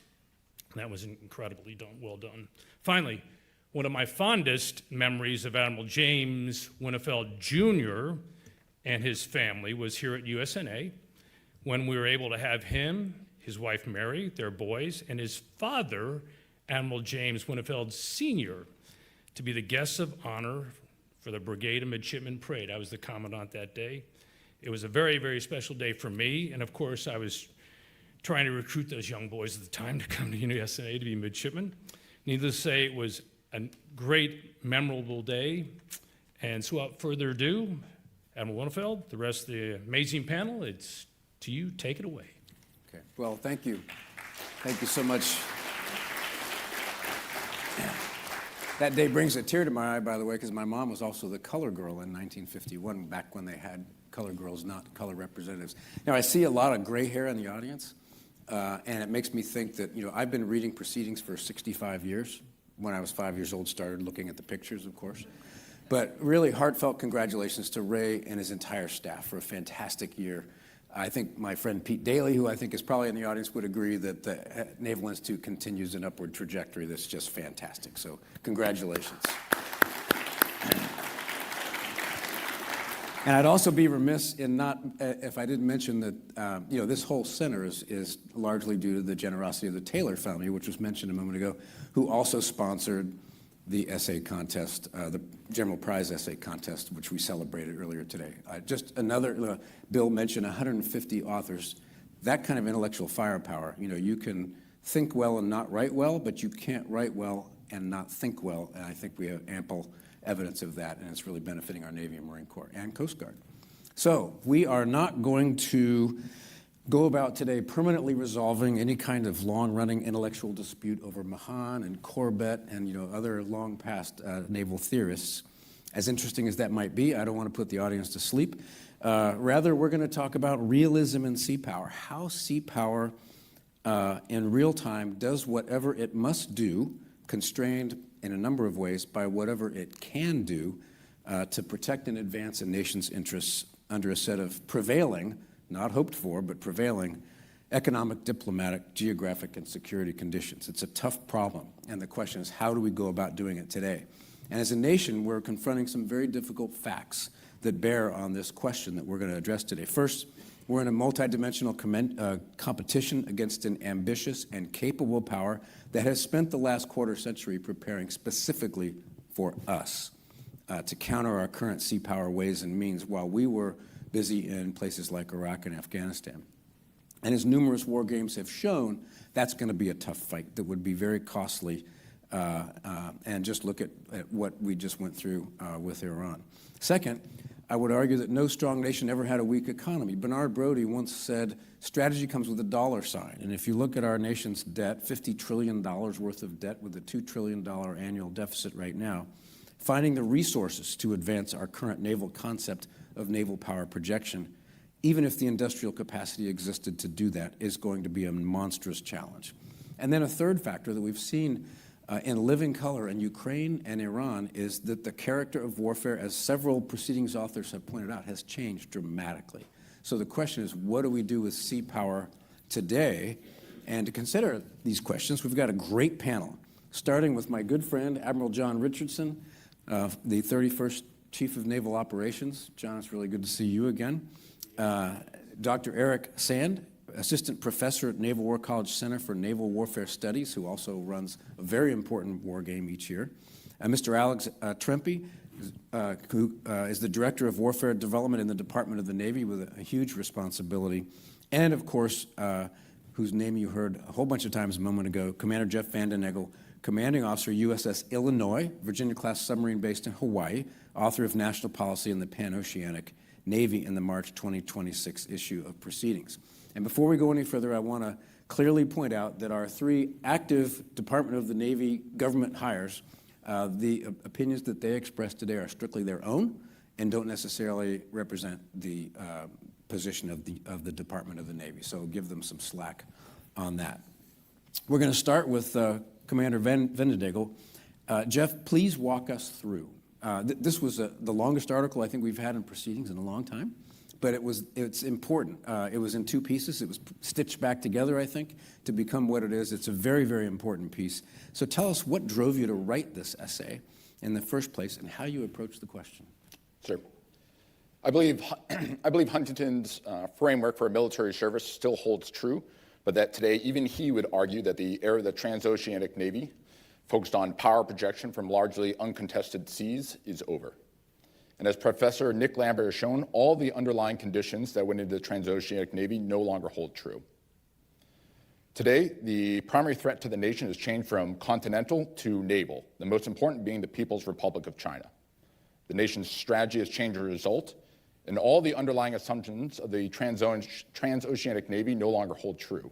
Most important being that the U.S. Navy would enjoy command of the sea, that long-term strategic condition in which we have a fleet so powerful that other nations decline to even build a Navy to challenge us. That is clearly no longer true today. And if the threat and the nation's strategy and all the underlying assumptions have changed, so too must our strategic concept. The Navy's concept is now the same as it has been for all navies faced with a credible adversary at sea. Acquire command of the sea to allow the flow of friendly trade and military forces while denying that movement to the enemy. At the operational level, that requires a focus on sea control as our primary mission. That focus would best defend the homeland against conventional attacks, allow the United States Navy to lead the joint force implementing the nation's strategy against the PRC, enable the rest of the joint force to contribute to that strategy by allowing them to actually reach and sustain such a fight, and most importantly, it would enable the nation's trade, which Mahan showed directly leads to our wealth and power. The seas are our responsibility, and we can best contribute to national policy by controlling them when and where required. So that all sounds great at the strategic level. Let's just go reestablish American command of the sea. As Captain Wayne Hughes has written about, strategy must be based on tactical reality. And the tactical reality is that the sea control mission now is incredibly difficult. For example, the People's Liberation Army Navy has distributed thousands of supersonic, hypersonic, and ballistic anti-ship missiles onto the world's largest fleet. And that fleet is expected to be 50% larger than the US Navy by the end of this decade. But all of our nation's adversaries' fleets could disappear tomorrow, and we would still have a massive problem because of the threat posed by forces in other domains. The transoceanic Navy was focused on using a sanctuary in the naval domain to project power into the land domain. Now the opposite is happening, as forces in other domains are able to use the proliferation of sensors, networks, and weapons to project power into the naval domain. So, for example, the People's Liberation Army Rocket Force, the Houthis, the Iranians, the Ukrainians, and Marine Corps stand-in forces are all based on using hidden and distributed forces in the land domain to launch missiles and robotic autonomous systems into the naval domain. A ship has always been a fool to fight a fort, and now the fort is mobile, has excellent scouting, long-range networks and weapons, and in many cases harder to find than the ship. And so for us to establish sea control, we are going to have to fight against numerous threats in multiple domains with sensors, networks, and weapons of such long range it seemed like we were fighting in one continuous battlefield, or what I call a pan-oceanic arena. And all these trends have lowered the standard for a credible attack and raised the standard for a credible defense, making sea denial easier and sea control harder. So Huntington showed that military service has to have a strategic concept, some way that we are going to contribute to national policy and defend the nation against a threat. And that had to be credible for us to earn resources and public support to implement that policy. I believe based on the threats that we now face, the nation's resulting strategy, and the reality of modern combat at sea, our Navy's strategic concept must now focus on establishing sea control where possible and sea denial where required. All right. Thank you for that précis. I'm glad you added the sea denial, because there's a lot of talk about protecting our commerce, but maybe threatening the other guy's commerce is a noble thing to do as well. John, you have been around a long time in this business. You've seen a lot of change. Admiral Harris pointed out earlier that this is sort of a pivotal moment. Is what you're seeing concerning enough that it would cause us to sort of recalibrate how we approach sea power in a macro sense, as Jeff suggests? And are there temporal aspects, sort of paint drying aspects to this that can mask its true gravity and that have been sort of lulling us into just kind of trying harder to do the same thing? Yeah, no, I think it's a great question, Sandy. And before I get started, and I realize time is short, and Admiral Winterfeld's done a masterful job preparing us for this. And one of the laws that he laid down was that keep it short so we can give plenty of time to questions from the audience. But I do have to kind of add on my congratulations to all the authors and the award winners. And who has not read Trent Hohn's books? All right, I'm glad to see that no hands are going up. But and I would encourage you to buy another copy and give them away, all right? They're just absolutely masterful. But to get to your question, Sandy, I think you raise a really critical point. And it was almost like you were inside my head as I was preparing for this panel, which is this question of the temporal domain. And so I think that Jeff has described the next iteration of the geographic domain with tremendous clarity. And controlling the seas in is a geographic thing, and even the sense of the Pacific now being the next era. And as has been pointed out, China's built a fleet really designed to contest our command of the sea. Land-based missiles can reach further and further with greater precision, and traditional power projection of the Huntington variety is becoming increasingly costly. And even a non-state actor, like the Houthis, can really complicate things pretty quickly. So this pan-oceanic problem that Jeff introduces, I think, is real. It's absolutely valid. But I think there's a second dimension, to maybe extend on your terrific thesis, which is also masking the gravity of the situation. And it's this idea of the time constant or the velocity or the bandwidth that's involved.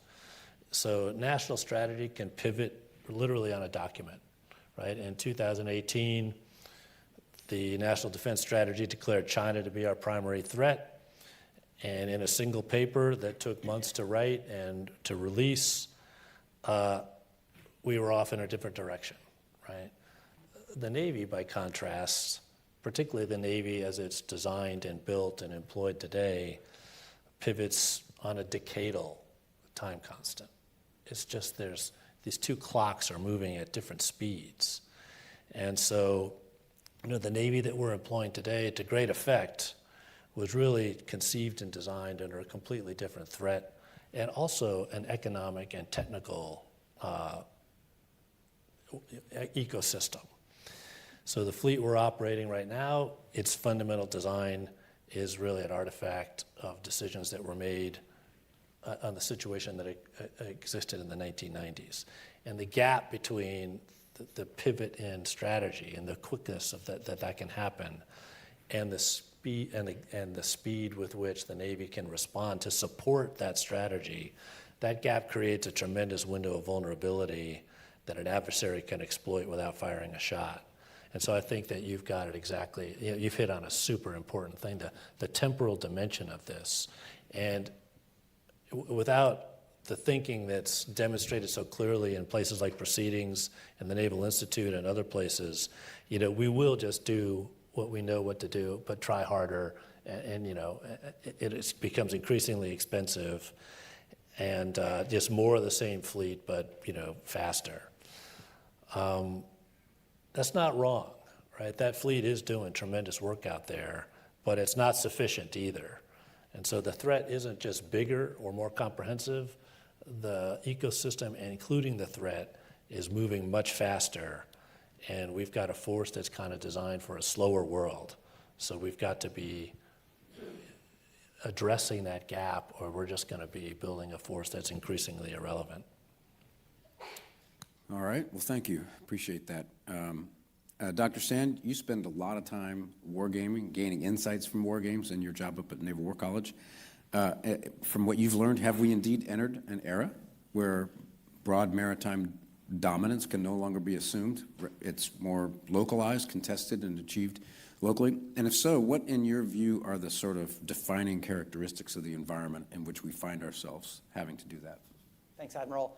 It's a real honor to be here today. And my short answer to your question is yes. I do think that, as Jeff described, we're in a different era that's going to continue and expand in its importance in terms of the challenges to global maritime dominance. And I think the chief factor in that environment, which Jeff outlines, is the shifting balance between the ability to achieve sea control and sea denial, and particularly shore-based sea denial.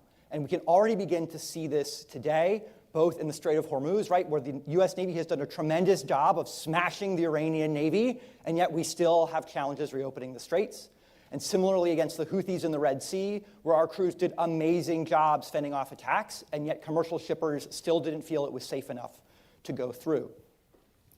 This is necessarily more of a problem that's more geographically isolated, because these land-based sea denial forces are not as mobile as naval forces, and so will be more effective in some parts of the world than others.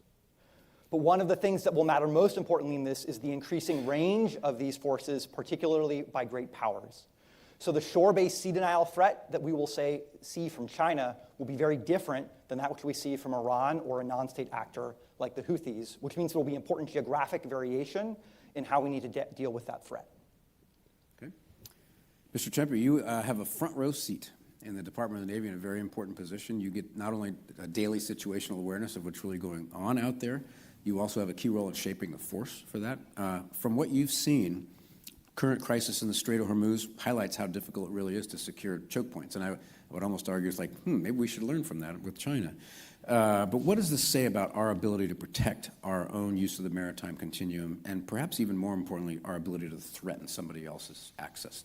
Yeah, thanks for the question, sir. Kind of building off of what everybody says, we all know that things are changing, but when you look at what the Navy has been doing in the Middle East over the past year or two, it has tested the fleet, but it's validated the differentiated value that the Navy provides to both the nation and the joint force. And when Admiral Cottle talks about this, he's talking about homeland defense, operations, deterrence, and then we've heard a bit about economic prosperity.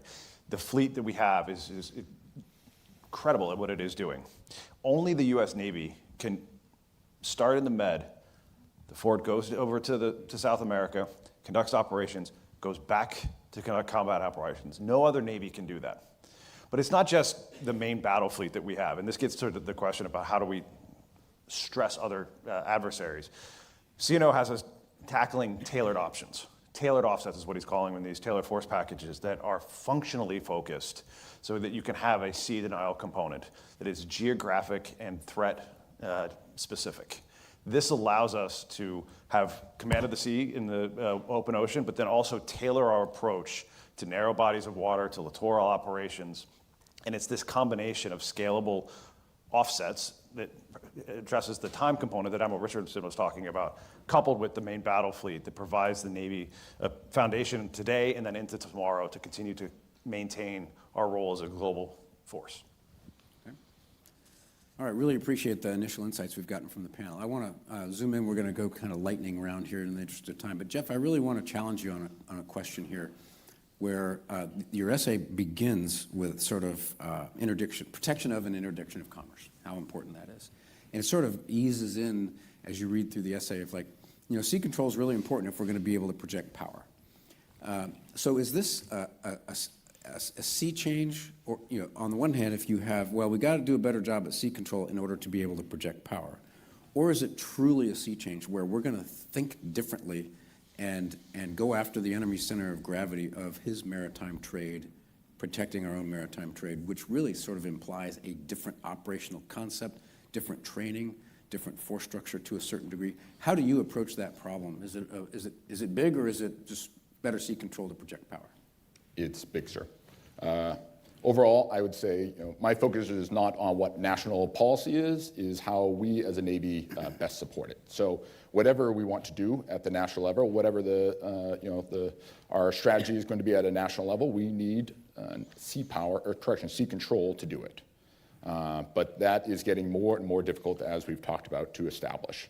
And so I believe our strategic concept has to focus on establishing sea control where we can and sea denial where we must. So if we're talking about trade, then as Mahan showed, trade leads to a nation's wealth and its power, and a Navy focused on sea control can best enable our trade. And if we are focused on sea denial, that essentially means blockades that will impact the trade of our adversaries. And if we're focused on more narrow warfighting concerns, then per the Navy's own primary doctrinal guidance, NDP-1, and per the CNO's fighting instructions, sea control is the enduring function that enables everything else that we do. So over the long term, we are not going to move military forces. We are not going to deter adversaries. We are not going to project power if we cannot establish sea control. And so some have argued that we shouldn't let high-end sea control mission distract us from our global responsibilities. In fact, we should not let secondary responsibilities distract us from our primary mission. And I believe that it is crucial that we are able to execute that primary mission against the primary adversary in the primary theater. Okay. John, I want to pursue this question a little bit more with you. When I like to think about what does Xi Jinping wake up in the morning and fear the most? Is it the United States Navy interdicting an effort to kinetically take over Taiwan, or does he wake up in the morning and worry about his own population and his fear of his own population? And where does that take us on the sea control side? The biggest impact on his population is economic, right? If you take down his economy, is there a sea control element there where reality is sort of forcing us into a new way of thinking where we actually target that rather than banging the pots and pans and going in there mano a mano and fighting the way we fought in World War II? Absolutely. It kind of goes to where Jeff is pointing us, and World War II is a great historic example here, right? We went after the strategic heart of Japan, which was we just choked off their commerce, right? I mean, we effected an amazing blockade against Japan. There were the military, battles at sea and those, which were a huge contribution. But overall, the strategic heart of this thing was just to deny Japan everything that it needed, and it got from the sea.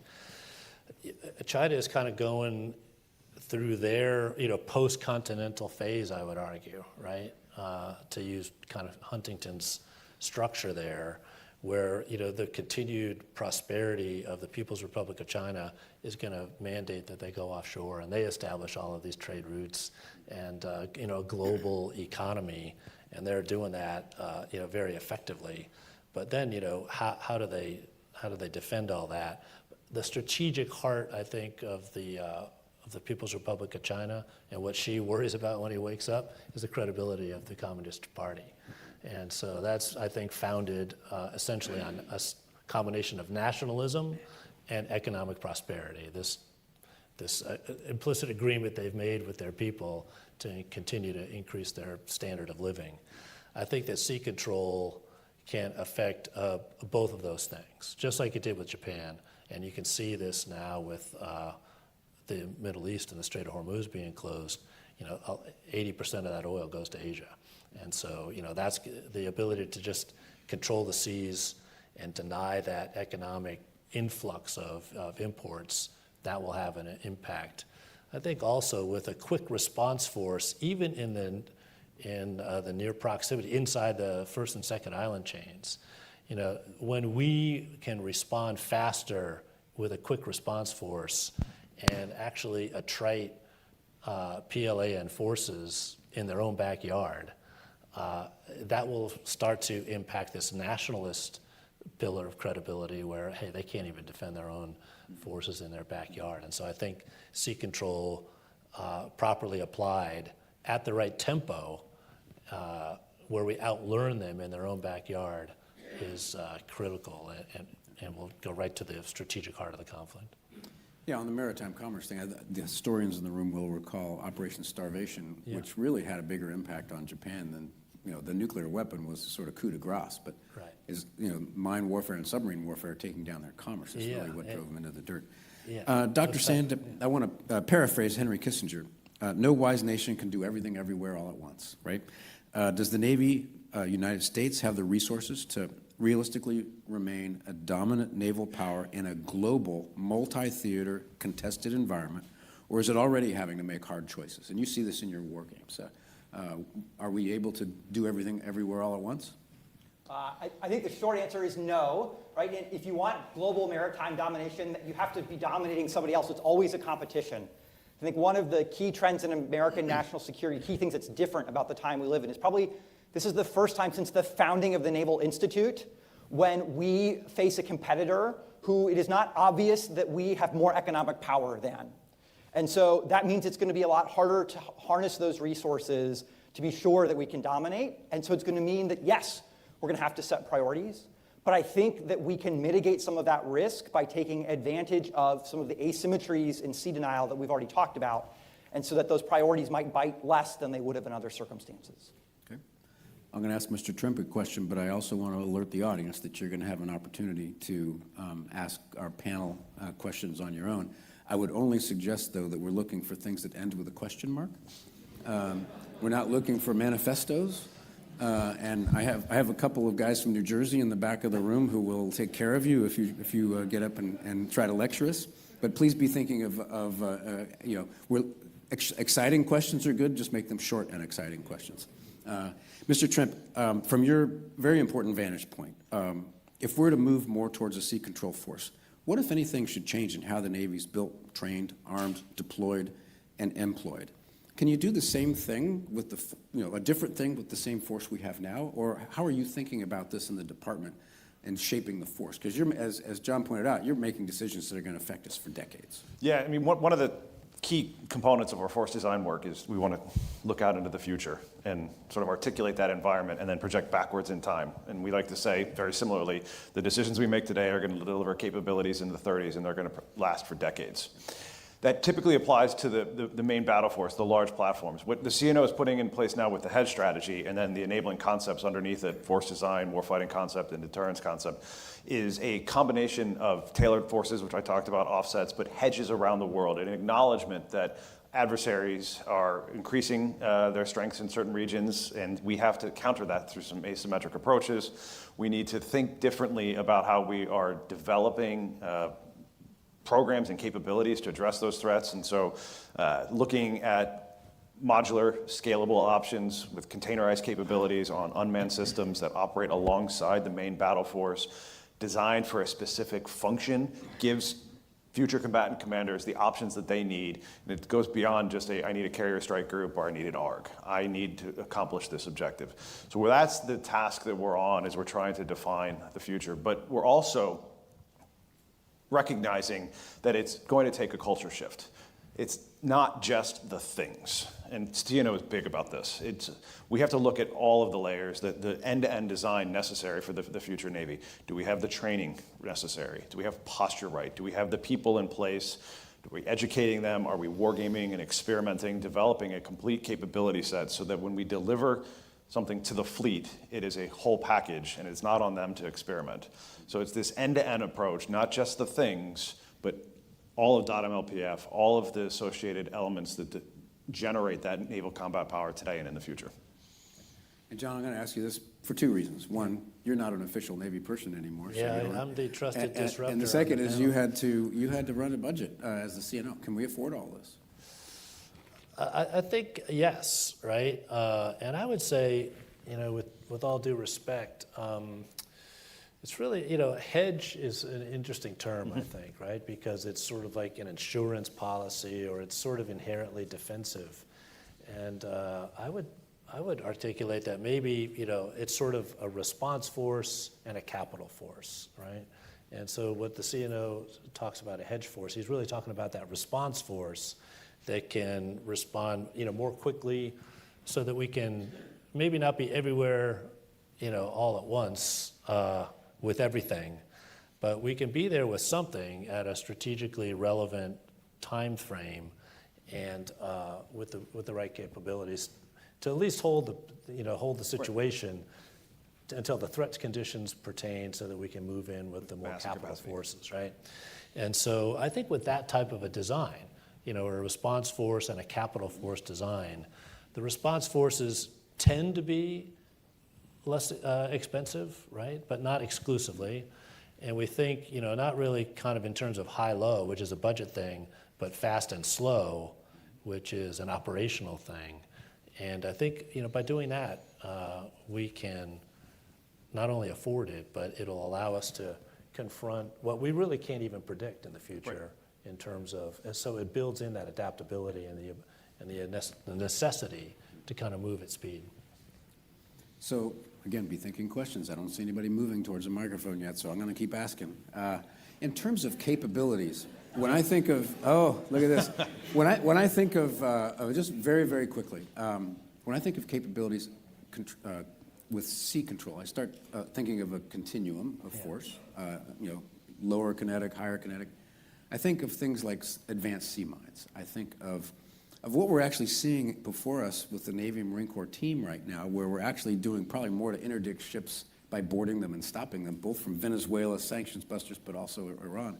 Are there, I would ask maybe Mr. Trippier, do you see a migration towards some of those maybe lesser trained to, lesser loved capabilities in the Navy? Yeah, yes, sir. So one of the, and you see it in the fighting instructions, and a key element of the Navy warfighting concept that Admiral Cottle has put out is this sort of asymmetric approach to generate this disproportionate effect.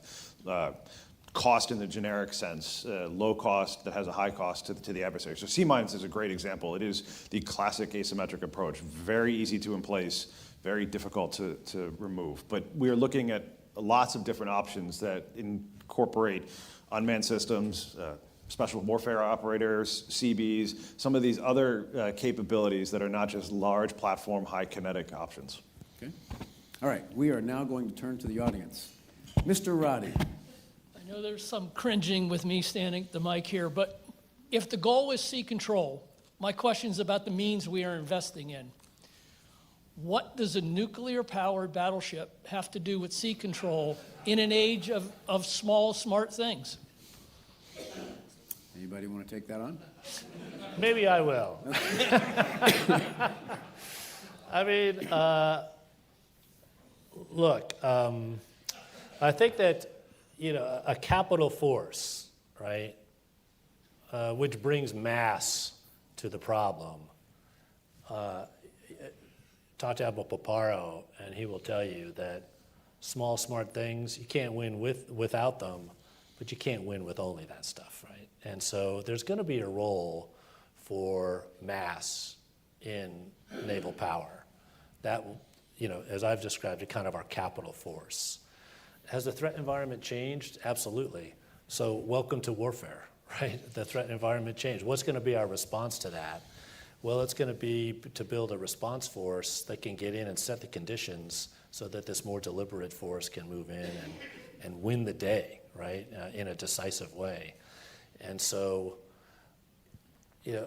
everybody in this room will have a different opinion as to whether the nuclear-powered battleship is going to have a place in that massive force going forward. That's the program we're on right now. But we have a massive force at sea right now. There's going to be a role for those folks in the future. They're going to be made more capable by this agile response force. But let's not kid ourselves that we're going to win some of these contests, particularly against China, with just a bunch of drones, right? So we don't want to pull out the wrong lessons from these conflicts that we're in right now. We've got to maintain some reserve for the role of a massive force at sea. Okay, we are down to our 13 minutes, so we're going to do rapid-fire questions, rapid-fire answers. Sir. Yes, glad to hear that Mahan was more than just crossing the T. But the flippant response on we can afford, we're approaching $40 trillion big bill. That bill is going to come due at some point, and we can't continue. We can just spin, which I heard, yes, we can afford this. At some point, we can't afford it, and I think we're closer to that point than we're ready to accept. How do we address this growing multi-trillion-dollar bill that's going to come due in light of what we need to build? I think the Marine Corps' force design gives us a lot to learn from, right? General Berger made very clear, so his service, he looked at the situation and said that they need a new strategic concept, and he figured out what the mission for that service would be, and then he made difficult resource decisions so that he could accomplish that mission. And he redirected his service's limited resources instead of futilely asking for more. And I think we eventually will be forced to make similar difficult decisions. And I'd argue you exhibited considerable courage in doing that in the face of some yeah. real resistance from the graybeards, right? Right. Yeah. Yeah. Okay. On the right, sir.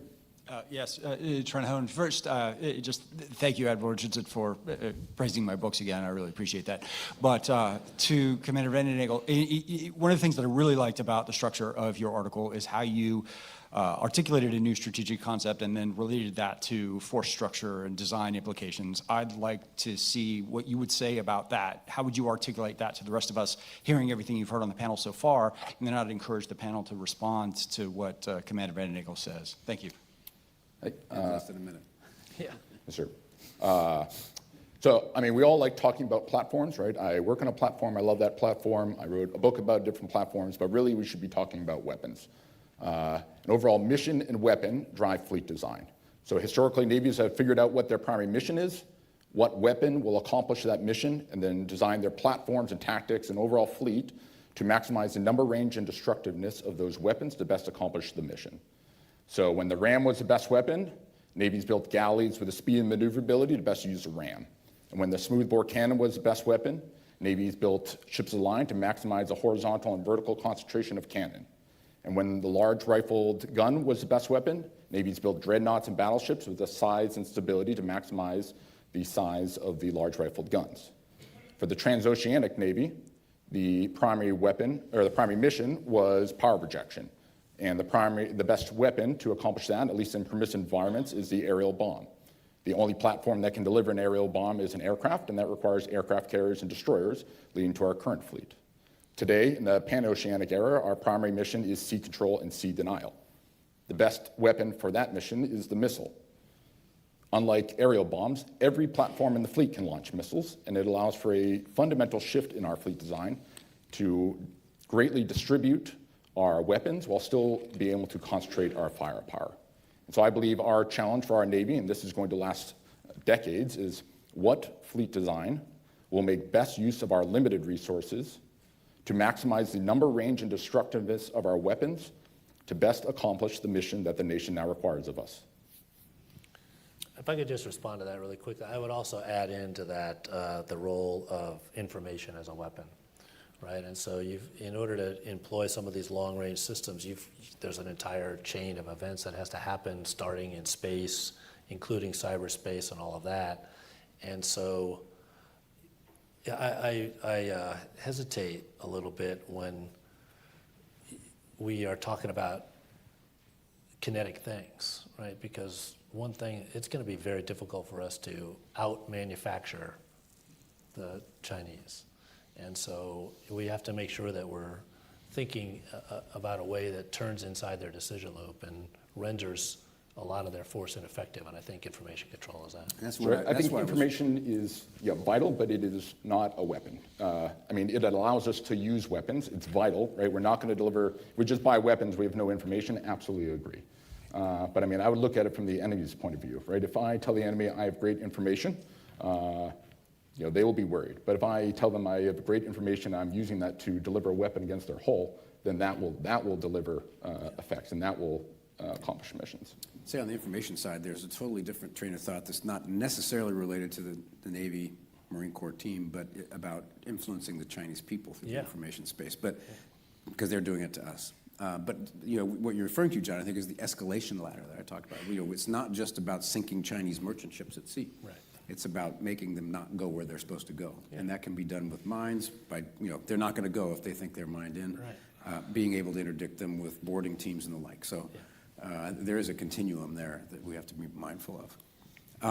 I want to get to this gentleman here. You've been standing there for a while. Yeah, my name's John Bodner, and this comes from discussions I've had online with Jeff, because I'm a submariner also. And looking at the seven seas, they're not all created equal. And right now I feel like our Caribbean issue is important for counter-drug and counter-terrorism, but that we could accomplish that with a dozen Coast Guard cutters and littoral control ships, an AWACS and some P-8s. And the question being is, how do we tailor the seven seas? Because they're different.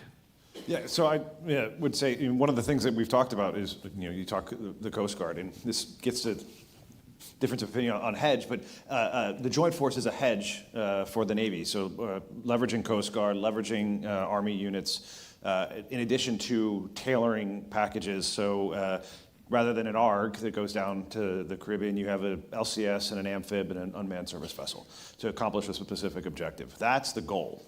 We have to deliver on that promise. We have to get back to create the capabilities and the platforms, train and certify them to deploy, have a concept for that deployment. But that's the journey that we're on, so that it is geographically focused to specific adversaries in specific regions of the world. We only have a few minutes, so no more people standing up for questions. We've got enough lined up.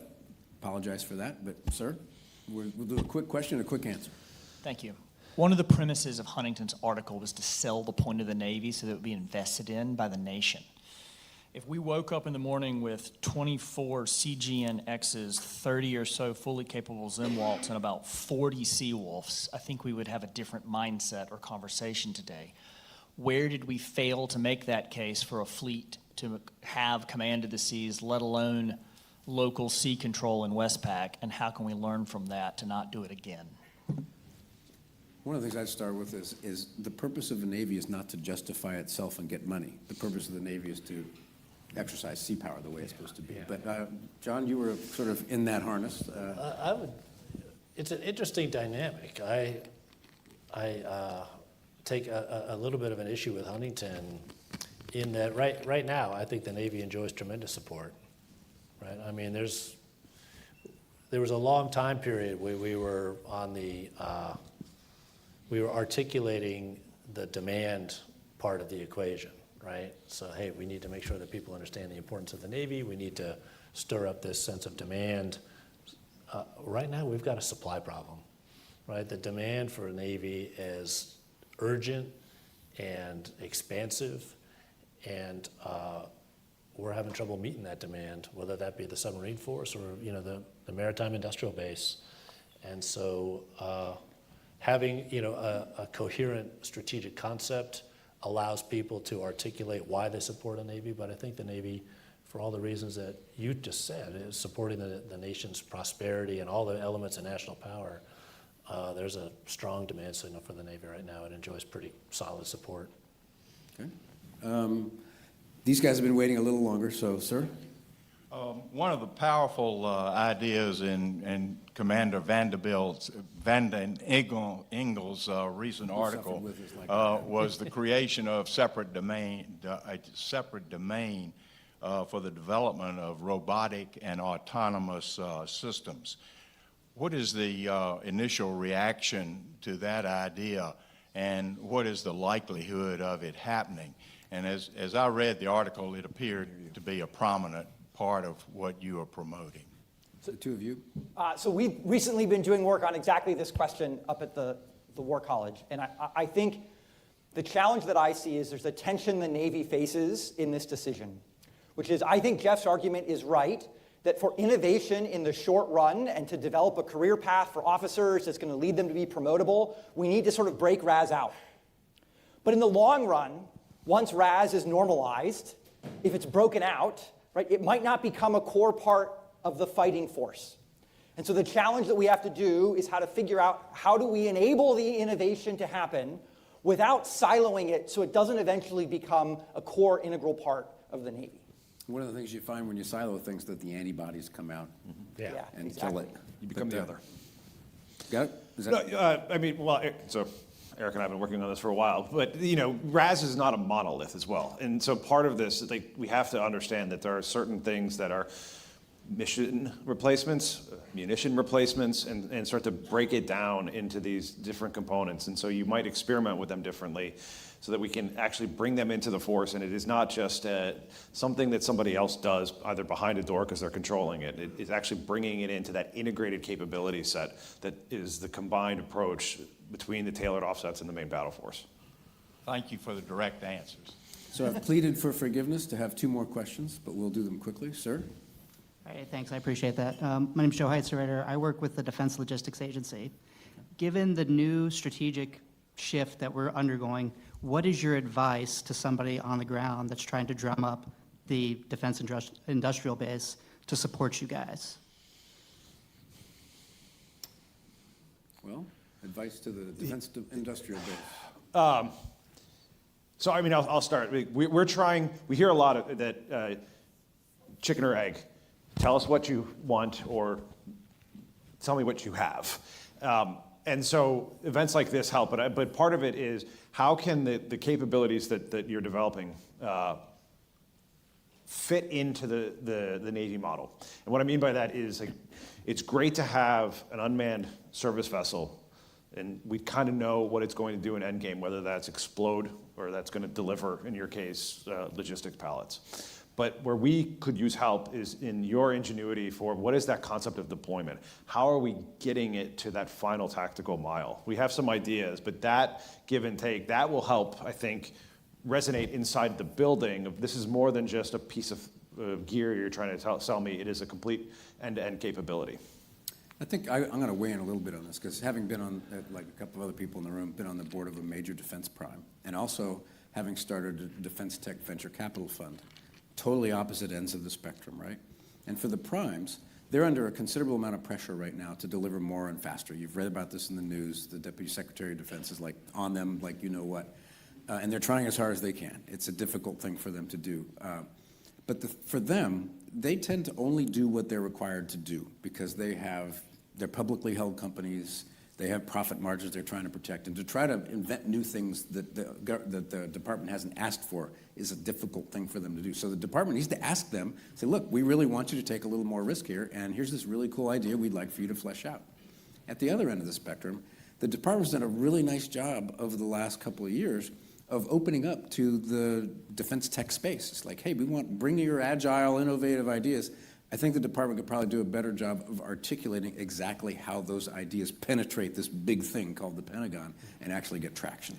So I think there's a duality there where we could do a lot better in both places. Kind of in support of that, if I could, bringing a solution that can be part of a composable force, right? What are those, we say open architecture, we say MOSA, whatever it might be. What are the technical details of that so that when you bring when the industrial base brings a particular capability, kind of going towards this goal of adaptability, it can truly plug in, right, and become part of a composed force. I think that's an important part of it as well. Okay, and thanks, Ray, for letting us run over a couple of minutes. One more question. Really briefly, are there any naval domains, whether technical or geographic, that you feel are being perhaps ignored or not getting the attention they deserve right at the moment? Temporal. I would argue mine warfare, and I've argued in the pages of proceedings for mine warfare, in that it's something that doesn't have a 3 or 4 star champion because that's who grew up in that business.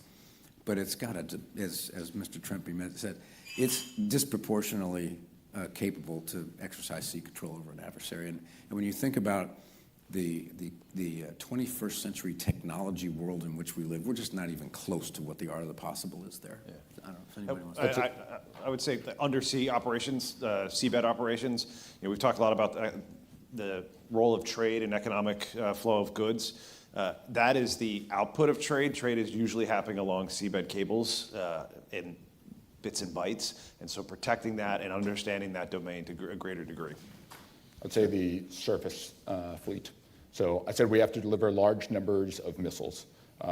We want to maximize the number, range, and destructiveness of those missiles. The best way to do that is make larger missiles, right? More fuel, bigger warheads, bigger engines. Well, if you deliver a missile by aircraft, it is limited by weight. And so you would be limiting the weapon's range and destructiveness.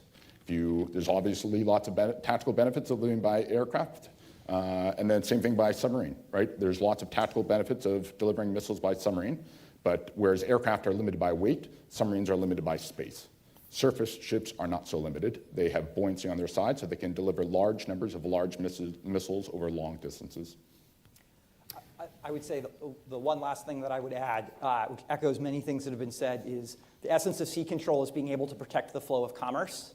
And I don't think we're thinking about how to actually protect commercial ships. Thank you very much. All right, so first, congratulations to Jeff for, through his thinking and writing, has made us all think, and I think it's a very positive thing. Thanks to our other panelists, and thanks to the Naval Institute for hosting this, and let's give a round of applause to our panelists.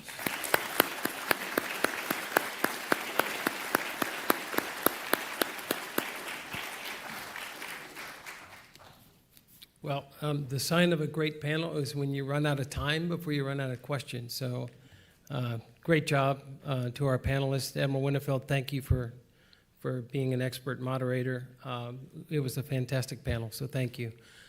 Thanks to Trent Hone for setting the stage for this panel. Great job there. I want to thank L3 Harris for being a great sponsor. I want to thank General Dynamics for being a great sponsor. By the way, Admiral Klunder, we were recording this, so when you said you're going to continue to sponsor this on record, so thank you. I want to, as we wrap, I just want to invite you all to stay engaged, continue your great support of the Institute, exercise, this comes up often, exercise your right to vote for members, exercise your right to suggest who might be members of the board or ed board. And finally, if you're not a member, please join us. If you are a member, go find somebody who's not a member and get them to join us. Thank you very much for your attention today. Congrats again to all our award winners. That was fantastic. And this concludes our annual meeting, and I invite you now to our topside terrace for a reception. So thank you again.